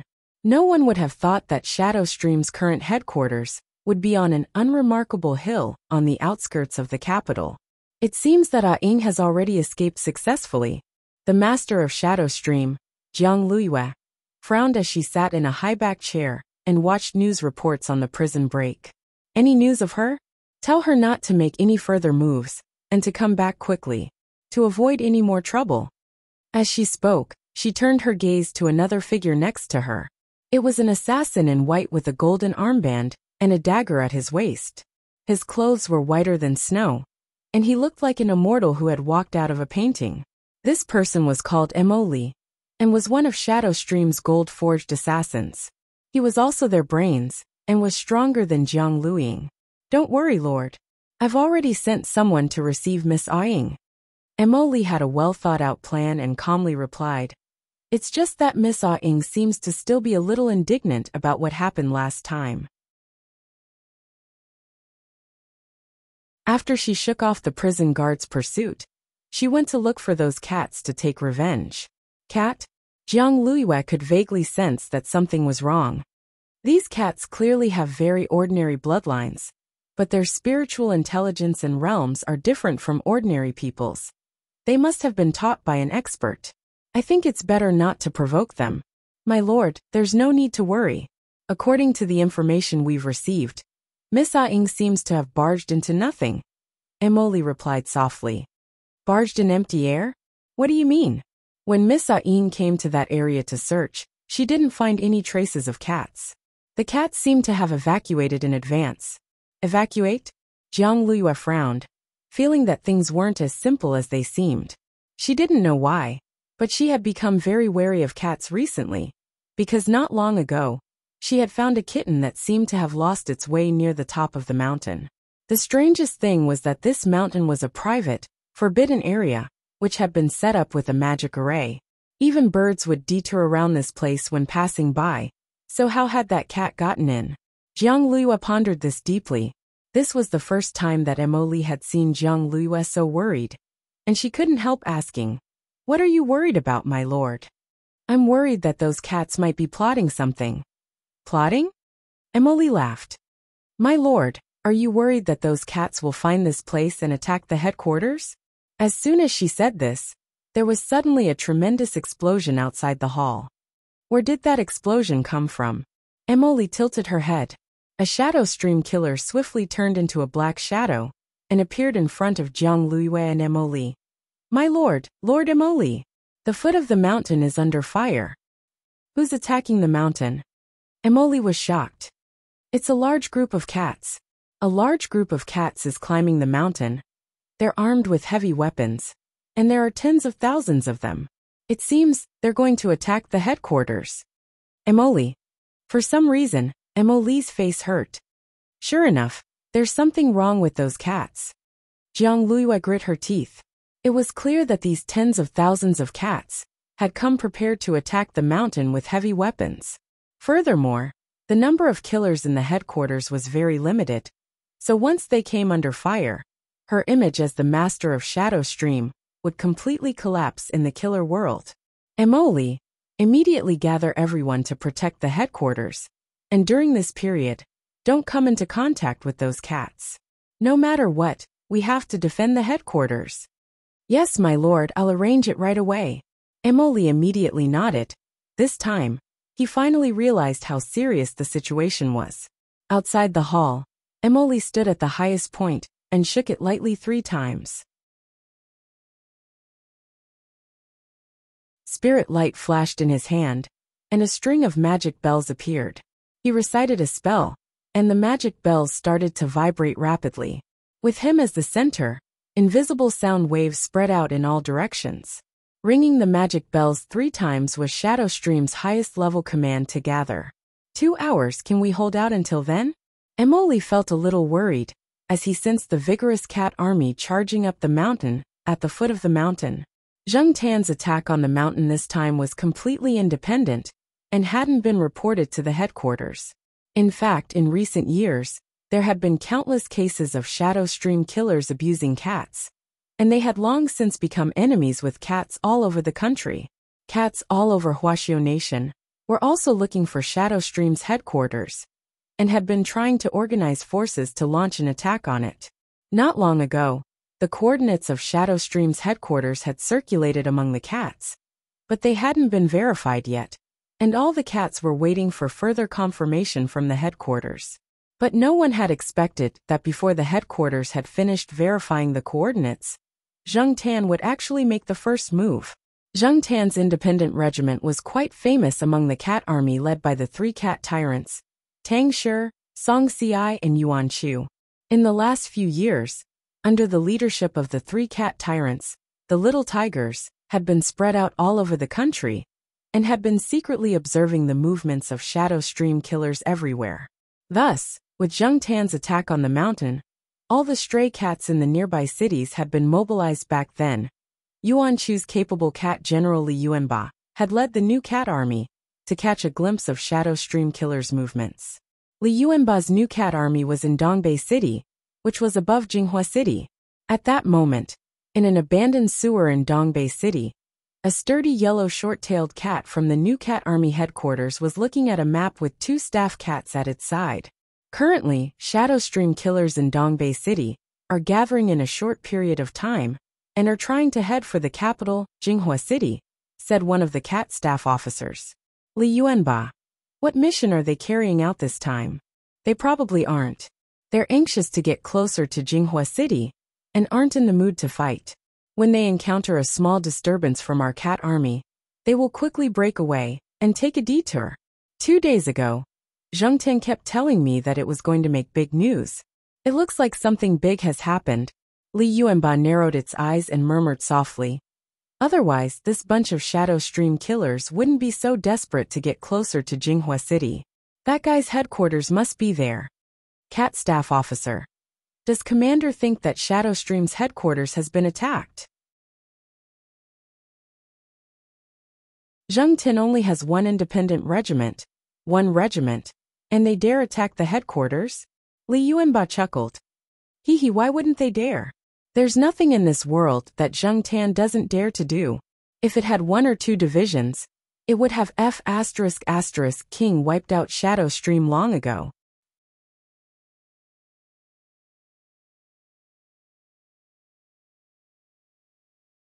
Chapter 169. Sitting cross-legged on the ground, Li Yuanba slapped its thigh with its thick cat paws. Pass on my order. The entire regiment is to assemble immediately. Use harassment tactics with 0 casualties, and do everything in your power to delay this group of Shadow Stream Killers. We must delay them all before Zheng Tan officially attacks Shadow Stream's command center. Staff Officer Cat. Regiment Commander, should we ask our superiors? The corner of Li Yuanba's mouth twitched. Ask for instructions? There's no time for that. Opportunities change in the blink of an eye and are fleeting. The old chief is so busy, let's not disturb him. Rather than miss a good opportunity, it's better to attack decisively. Even if this group of people is going to offer birthday congratulations, we can't let them succeed. The cat staff officer was immediately speechless, because it seemed to already see the end. In fact, all the cats in the regiment could guess that, given the relationship between Li Yuanba and Zheng Tan, as long as Zheng Tan took action, even if it hadn't informed Li Yuanba beforehand, as long as Li Yuanba heard the news, it would definitely give its full support. This tacit understanding, which didn't require any words, was something that Zheng Tan and Li Yuanba had cultivated under the 3 cat tyrants back then. Common cats couldn't understand this ironclad tacit understanding and friendship at all. The cat staff officer next to Li Yuanba sighed in its heart. With Li Yuanba's attack, there would probably be a chain reaction among the stray cat regiments in nearby cities, and the stray cats in several cities would be thrown into chaos. Furthermore, was it really possible to achieve 0 casualties? Of course, Li Yuanba wasn't Zheng Tan's only hardcore brother. Everyone knew that the 3 cat tyrants Tang Shi, Song Ci and Yuan Chu had cultivated the 4 great guardian deities back then. Zheng Tan was a soldier under Thunderbolt Tiger Tang Shi. Li Yuanba was a soldier under Obedient Tiger Yuan Chu, and the last little handsome tiger Song Ci had cultivated the remaining 2 great guardian deities, Yin Fei and A Huang. Yin Fei and Zheng Tan's fate had started with the color of their fur. They were both black cats. However, Yin Fei's chest hair and the fur on all 4 feet were white, and it was a treading on snow cat.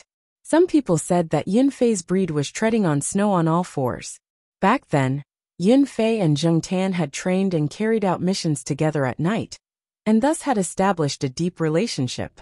Now, Zheng Tan had become the commander of an independent regiment, while Yin Fei was also leading another regiment. Regiment number 358. This number had a special meaning for Yin Fei. Back then, it had carried out exactly 358 missions with Zheng Tan. Yin Fei's Regiment 358 was probably the closest geographically to Zheng Tan's independent regiment, as they were both in Songhai City. Zheng Tan found a tree hole to be the regiment's headquarters, while Yun Fei found a shit-shoveling officer who was willing to do everything for it, and lived comfortably in the villa. This large villa was the headquarters of Yun Fei's 358th Regiment. The neatly arranged cat house in the backyard of the villa belonged to Yun Fei's subordinates. Of course, these cat houses had all been developed, just like Zheng Tan's tree hole. There were many different types of cat houses, such as those for the cavalry, those for the infantry, and those for the artillery. And Yun Fei's own command center. After Zheng Tan had left Songhai City to launch an attack, and Li Yuanba had issued an order for reinforcements, Yun Fei was the third person to realize this large-scale battle. In Regiment 358's headquarters, Yun Fei was looking at a map. Which guy is so bold as to actually launch an independent battle? Yun Fei's cat staff officer. Based on recent operations, only Zheng Tan's independent regiment has been able to rally forces in a short period of time and arm themselves into the capital to launch an attack. Also, based on the location on the map, that place is Shadow Stream's headquarters. Those coordinates were just a rumor at first, but I didn't expect Commander Zheng Tan to be one step ahead of us and launch an attack. Yun Fei frowned and rubbed its face with its snow-white paws. That's not right either. Jinghua, Dongbei, Songhai, they're all at war. The entire South China cat army is in chaos. This Zheng Tan is too bold. Cat staff officer. Commander, what should we do now? Yun Fei, what else can we do? Of course we have to think of a way to stop the enemy reinforcements. Inform the artillery battalion to bring out all the latest weapons. Remember, those Shadow Stream killers are quite ferocious. We just need to harass them as much as possible. Smoke grenades, flash grenades, noise grenades, fire everything that needs to be fired. Cat staff officer. Ah, do we have to use that Lu Baobao brand flash grenade as well? Yun Fei. Use it first. Afterwards, I'll have Zheng Tan reimburse me. Even if Zheng Tan isn't the one organizing the attack this time, my 358 regiment will still help out. Cat staff officer. Of the 4 great guardian deities, the last to receive the news was Ahuang. Ahuang was a yellow tiger, and it had been rather miserable when it had been born, having been castrated by its owner. Not long ago, it had even suffered from depression, and it was Zheng Tan who had helped Ahuang out of this psychological shadow, so it had a very deep friendship with Zheng Tan. Ahuang's new regiment was in southern Yen, between Jinghua and Songhai. When it received the battle report, Ahuang was drinking a little wine in the sewers. The chief of staff next to Ahuang reported the situation with a solemn expression on his face.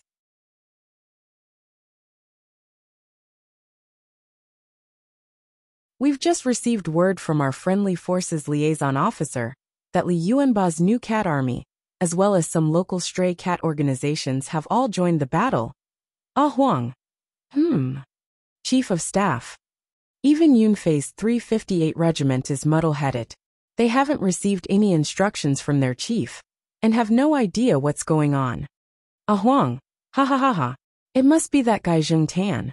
That guy is King stirring up trouble again. Chief of staff. Does Commander think Commander Zheng Tan is making a move?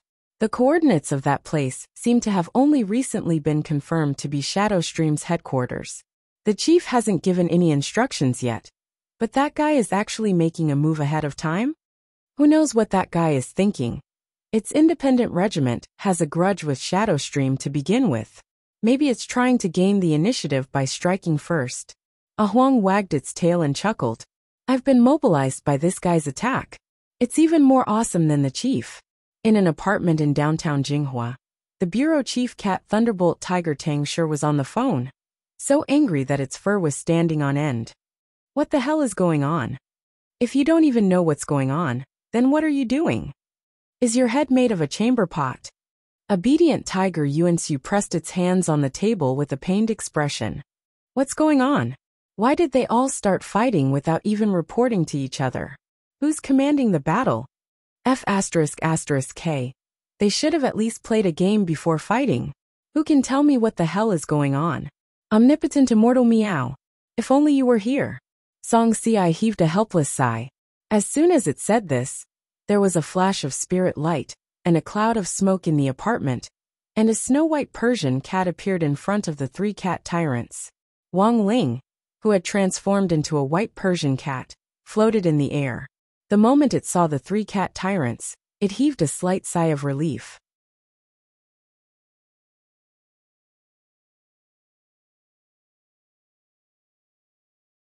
Chapter 170. When the three cat lords saw Wang Ling's incarnation of Immortal Meow, their eyes widened in disbelief. The other cats in the apartment were also dumbfounded because they had never seen Immortal Meow before, and had only heard rumors about it from the three cat chiefs, Tang Shi, Song Ci, and Yuan Chu. None of the cats had expected Immortal Meow to show up again at this time. At this moment, the three cat tyrants were so touched that they almost burst into tears. Seeing Tang Shi, Song Ci, and Yuan Chu, the three cats he had bred, Wang Ling couldn't help but feel emotional in his heart. He had never thought that the three Chinese countryside cats he had found in a cardboard box back then would actually grow so big. They had all been abandoned by their owners, and now, these unwanted kittens had grown up to become the leaders of the three major cat armies, and had even bought a high-end apartment in the center of Jinghua City to use as a command post. Actually, it was quite incredible when one thought about it. It was already 1 o'clock in the afternoon, and a conservative estimate was that 2 hours had passed since Zhengtan had launched its attack. Around Zhengtan's point of contact, the nearby cat regiments were either blocking the enemy or providing reinforcements. Only Tang Shi's headquarters were still in the dark. Thus, Wang Ling's appearance this time could be said to be very timely. He stretched out a cat paw and pointed to a certain point on the map. Seeing the location on the map, Song Ci immediately thought of something. Aren't these the coordinates we found out recently? They say it's Shadowstream's command post. We haven't verified the authenticity of the information yet, right? Why have they started fighting? Which army is it? Saying this, Song Ci and Yuan Chu looked at Tang Shi at the same time. Tang Shi. Why are you looking at me? Song Ci and Yuan Chu said in unison. Except for your family's Zhengtan, no other cat has the guts. Tang Shi. Song Ci scratched its head and turned to Wang Ling with cupped fists. Thanks to Immortal, at least we've found the source of the fighting. Then what should we do now? Yuan Chu cupped its chin. What else can we do? They've already started fighting. There's no point in stopping Zhengtan now. Let's try to stop the enemy's reinforcements first, and do our best to help Zhengtan take down this command post. Song Ci sighed and replied with a headache. Wang Ling didn't linger too long at Tang Shi's command center. After handing over a large stack of talismans to Tang Shi, he planned to go over to Zhengtan's side to check out the situation. These were light armor talismans with strong defensive properties, which he had drawn in Little Black's research institute. Wang Ling wanted Tang Shi and the others to quickly distribute the talismans to all the battle zones.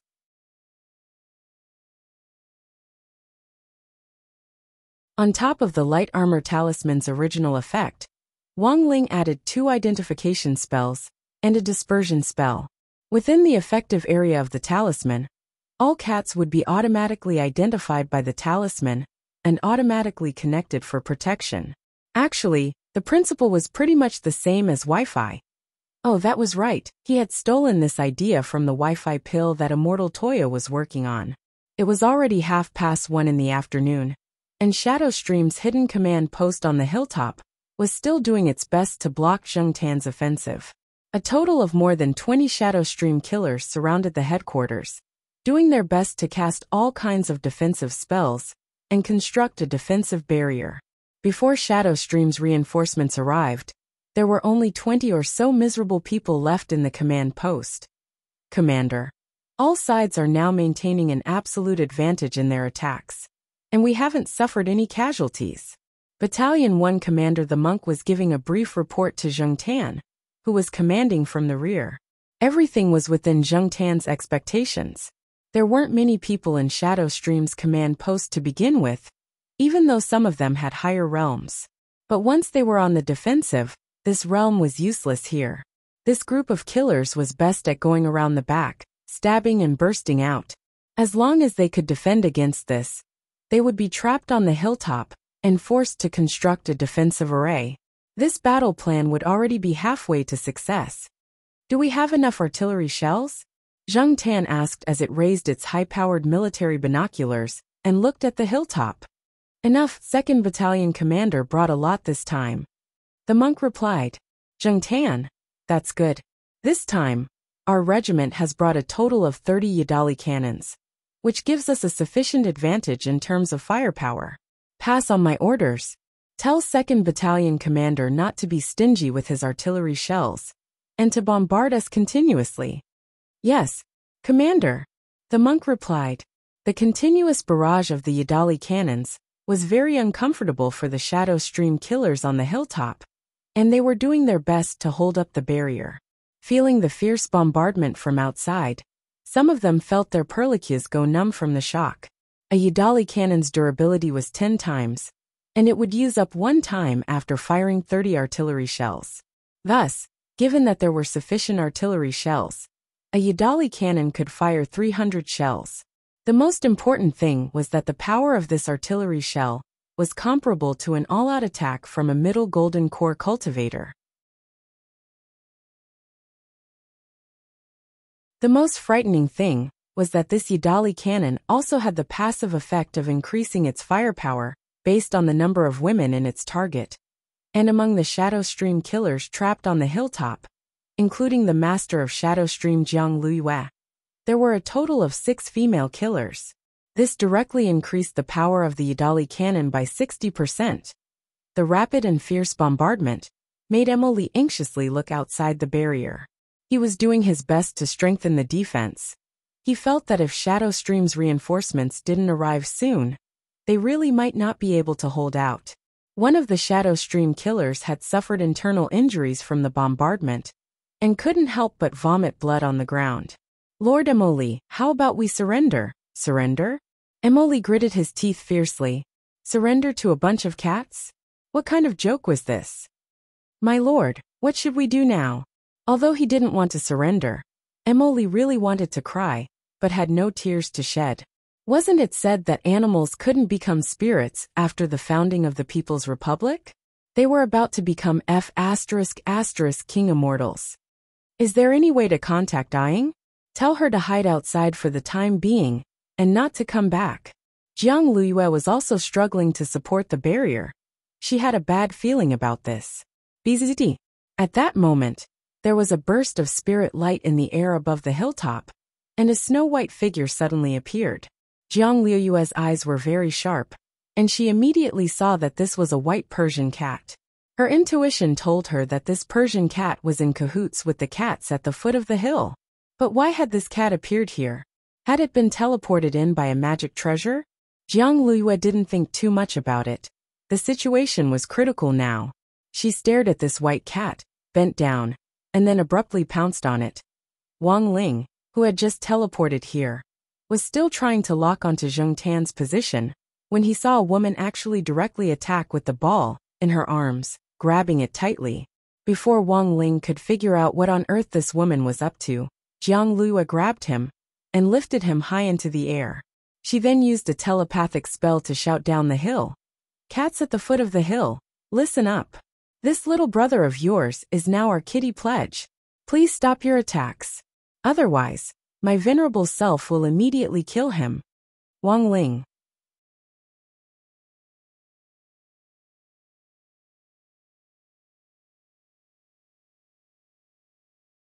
Chapter 171. Because of Jiang Luiyue's threat, the bombardment stopped. Didn't I say everyone stay in position and attack with artillery fire? Who ran to the top of the mountain for me? Zheng Tan had never expected that there would actually be a flaw in its plan here.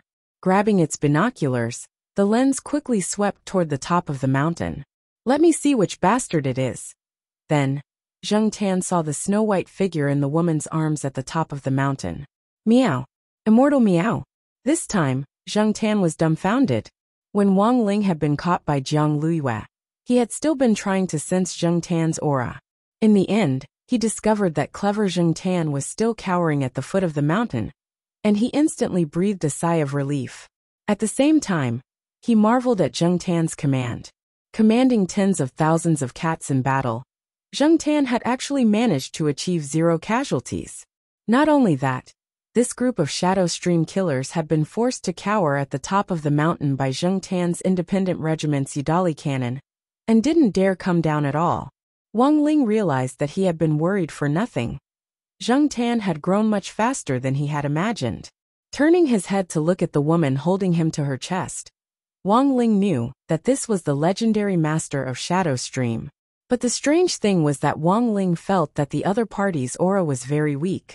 Because according to the rumors, the real master of Shadow Stream should be at the soul formation stage at the very least. With this question in mind, Wang Ling opened his heavenly eye. As he had expected, this master of Shadow Stream wasn't real, or rather, it wasn't the original body at all. It was just a clone created from spirit power clay. Compared with Wang Ling's great separation spell, the clone created from spirit power clay had a more stable material structure, and there was no need to worry about the clone disappearing. But the disadvantage was that this clone could only be absorbed when it was close to the original body. If the clone was damaged while it was outside, the realm of the original body would also be affected. No wonder this woman had been trapped on the top of the mountain and didn't dare come down. If this was the master of Shadow Stream's original body, Zheng Tan's Yidali cannon might not have been able to do anything to the other party. This was a rather treacherous woman. In order to keep her original body from being exposed, she had actually made this insurance. It could only be said that as the real master of Shadow Stream, Jiang Luiyue was more cautious than most people thought. Even so, there was one thing that Jiang Luiyue couldn't guard against. That was Wang Ling's appearance. This bunch of damn cats. When my Shadow Stream reinforcements arrive, you'll all die, Jiang Luiyue said coldly in a low voice as she clutched Wang Ling tightly. Wang Ling gazed indifferently at Jiang Luiyue. Although Jiang Luiyue was holding him very tightly, it didn't really hurt. His posture was a little strange because the 2 balls behind him were leaning against the sofa. Of course, Wang Ling wasn't that wretched. This kind of voluptuous type had never been his cup of tea. So when the woman lifted it high into the air as a cat, Wang Ling twisted his body lightly and broke free of the woman's hold. Not good. Jiang Luiyue hadn't expected this snow-white Persian cat to have so much strength. She hurriedly reached out to grab it, but her outstretched hand only brushed against Wang Ling's smooth cat tail. Then, she watched helplessly as this Persian cat floated in the air and stared at her condescendingly. Jiang Luiyue finally realized that this cat wasn't simple. Sure enough, to suddenly appear on this mountain top, did he rely on some magic treasure to teleport here? Who on earth are you? She also looked at Wang Ling. Afterwards, what responded to her was a powerful spiritual pressure that poured down like a flood.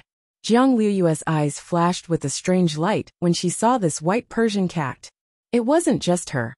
All the Shadow Stream killers on the mountaintop couldn't move.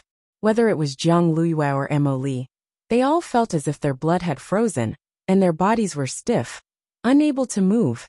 The frozen Shadow Stream killers all had frightened expressions on their faces. In this state, they couldn't cast any spells at all. And at that moment, the barriers that had blocked the artillery fire had all collapsed.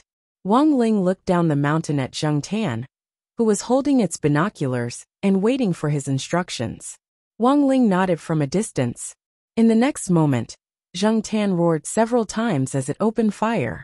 Boom, boom, boom, boom. The entire mountaintop was instantly filled with rising mushroom clouds. This series of explosions lasted a full 5 minutes before they stopped. When the smoke on the mountaintop cleared, the Shadow Stream killers were all burnt to a crisp and lay paralyzed on the ground in all kinds of strange postures. Yidali's artillery fire was very fierce, but it hadn't completely killed this group of Shadow Stream killers. Standing amidst the artillery fire and protected by the aura barrier, Wang Ling strolled leisurely, as if there was no one around. If this had been a game, you might have been able to see a bunch of misses pop up above Wang Ling's head. Wang Ling had estimated the power of this artillery fire. At most, it would only seriously injure this group of people. As long as they couldn't move, that would be enough. As for the rest, Wang Ling felt that they could just hand them over to the state in accordance with past practice. When Zheng Tan led the chief of staff, the monk and the battalion commander of 2nd Battalion up the mountain, all the cats saw this usually fierce leader of an independent regiment howl and throw himself into Wang Ling's arms like a wild cat out of its leash. The monk covered its cat face with one hand, suddenly feeling a little ashamed. You have to be reserved regiment commander, Wang Ling. This was Zheng Tan's second time seeing a cat, and its excitement was self-evident. After stabilizing its emotions, Zheng Tan finally regained its composure and instructed the cats behind it. You guys, search them for me. The entrance to Shadow Stream's headquarters was in a well cover at the top of the mountain, which was relatively well hidden. But now that no one from Shadow Stream on the top of the mountain was able to move, the cats of the independent regiment moved, without the slightest resistance. Wang Ling looked around, and confirmed that all the Shadow Stream killers had fallen. Jiang Liuyue's clay clone had been blown to pieces, and only half a face was left. It was just that half of the face was also scorched. She looked at Wang Ling with hatred in her eyes, so hateful that she could actually still speak. Who on earth are you? Wang Ling didn't say anything, and only probed her with his spiritual senses. He wanted to use the memory retrieval spell to search Jiang Liyue and see if he could extract any valuable information. Unfortunately, however, he found that Jiang Liyue's mind was completely blank. Sure enough, he still had to find the original body. The memory retrieval spell had no effect on the clay clone. Since there wasn't any useful information, this clay clone was of no value to Wang Ling. Wang Ling opened his eyes, which shone with spirit light. Without saying anything else, he directly blew up the remaining half of the woman's face. At the same time, in a completely sealed basement in Jinghua City.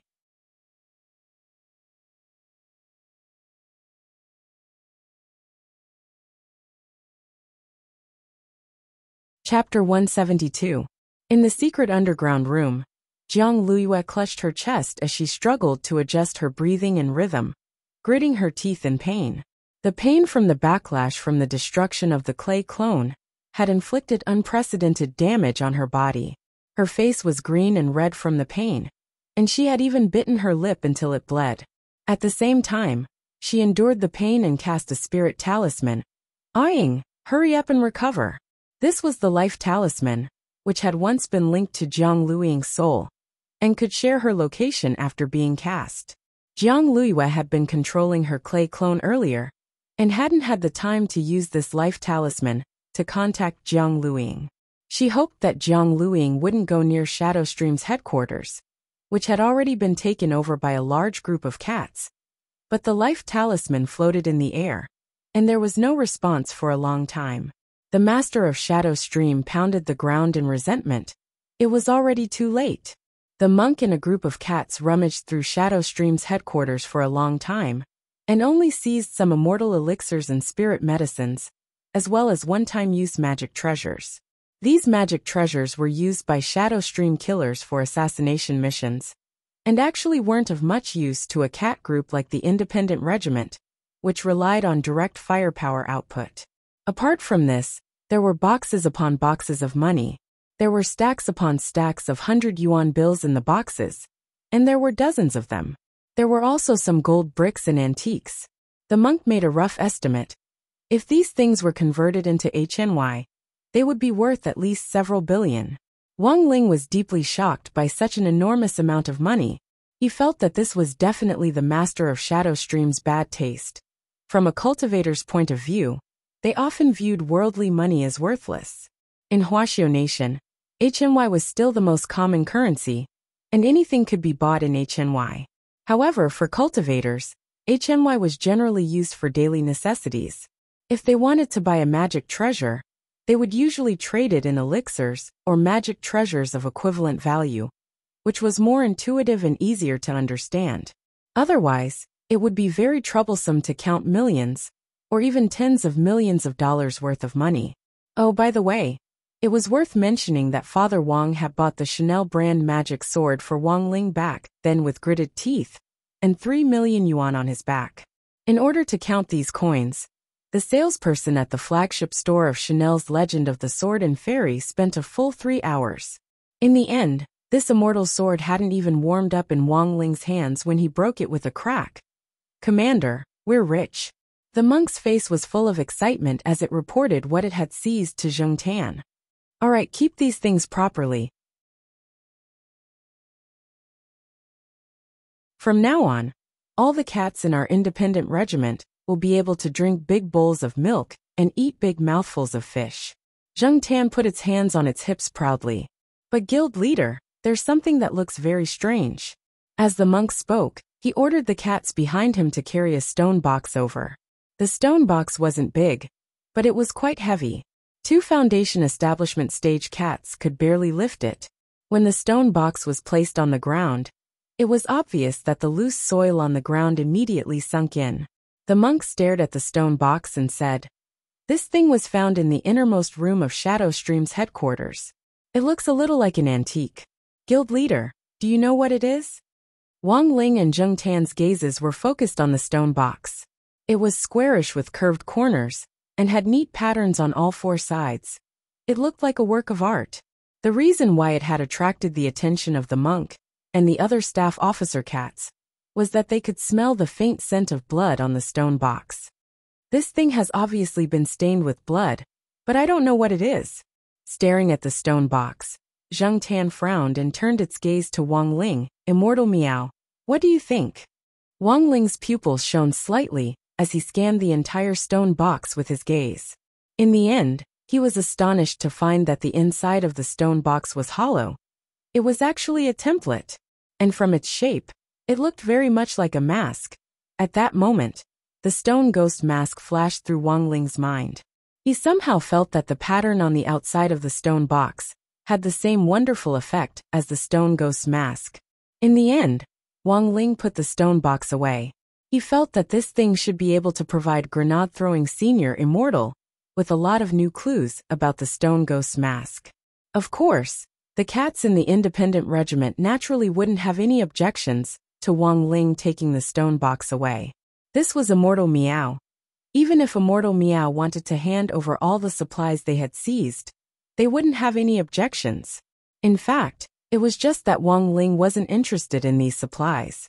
Furthermore, it was really hard for Wang Ling to imagine that the Grand Shadow Stream headquarters actually didn't even have a bag of crispy noodle snacks. Sure enough, this bunch of people who didn't eat crispy noodle snacks had no love. They didn't even have crispy noodle snacks. No wonder they were labeled a terrorist organization. Zheng Tan and the others would be responsible for dealing with the Shadow Stream killers, who had already been blasted into charcoal on the ground. So Wang Ling didn't need to worry at all. This group of people had now completely lost the ability to fight, and probably wouldn't wake up for a while. But before he left, Wang Ling cast a spell at the entrance to Shadow Stream's headquarters. It was a simple teleportation array that directly connected to Songhai First Prison. After that, Zheng Tan swiftly withdrew with a full load of supplies and the cat soldiers around it. Not long after they left the headquarters on the top of the mountain, a proud girl wearing a cap and a mask swiftly approached the top of the mountain. But when she was halfway up the mountain, she suddenly felt that something was a little strange. She hadn't seen a single person along the way, and somehow felt that Shadow Stream's command center was especially quiet today. Emily clearly told someone that Big Sister was looking for me, so why isn't there anyone here now? The girl felt very strange, but she had no other way to contact Jiang Luyue. When she had escaped from the prison, she had accidentally lost the life talisman. It had probably been washed away in the sewers. The only way now was to go up to the top of the mountain and take a look. Maybe Big Sister was in a meeting. With this thought in mind, the girl continued to climb the mountain. But the closer she got to the top, the stranger her expression became. She smelled gunpowder smoke. Big Sister. Jiang Luying gritted her teeth anxiously and rushed to the top of the mountain in a few quick strides. She quickly found the entrance to the headquarters, opened the manhole cover, and jumped down. It was at that moment that the girl finally realized that she had fallen into a trap. But it was already too late. With a burst of glazed light, the girl felt herself enter a space tunnel. After jumping for a while, she fell into a black hole. When the light around her dissipated, the girl had already appeared on a brand new map. It was still that incomparably thick barrier from a distance, and still that unclimbable perimeter wall, Songhai First Prison. She had actually been sent back here. At that moment, Jiang Luiying felt a trace of despair. You're tuning in to the Journey of the Soul YouTube channel. Don't forget to subscribe and join us on this journey to catch the most captivating stories.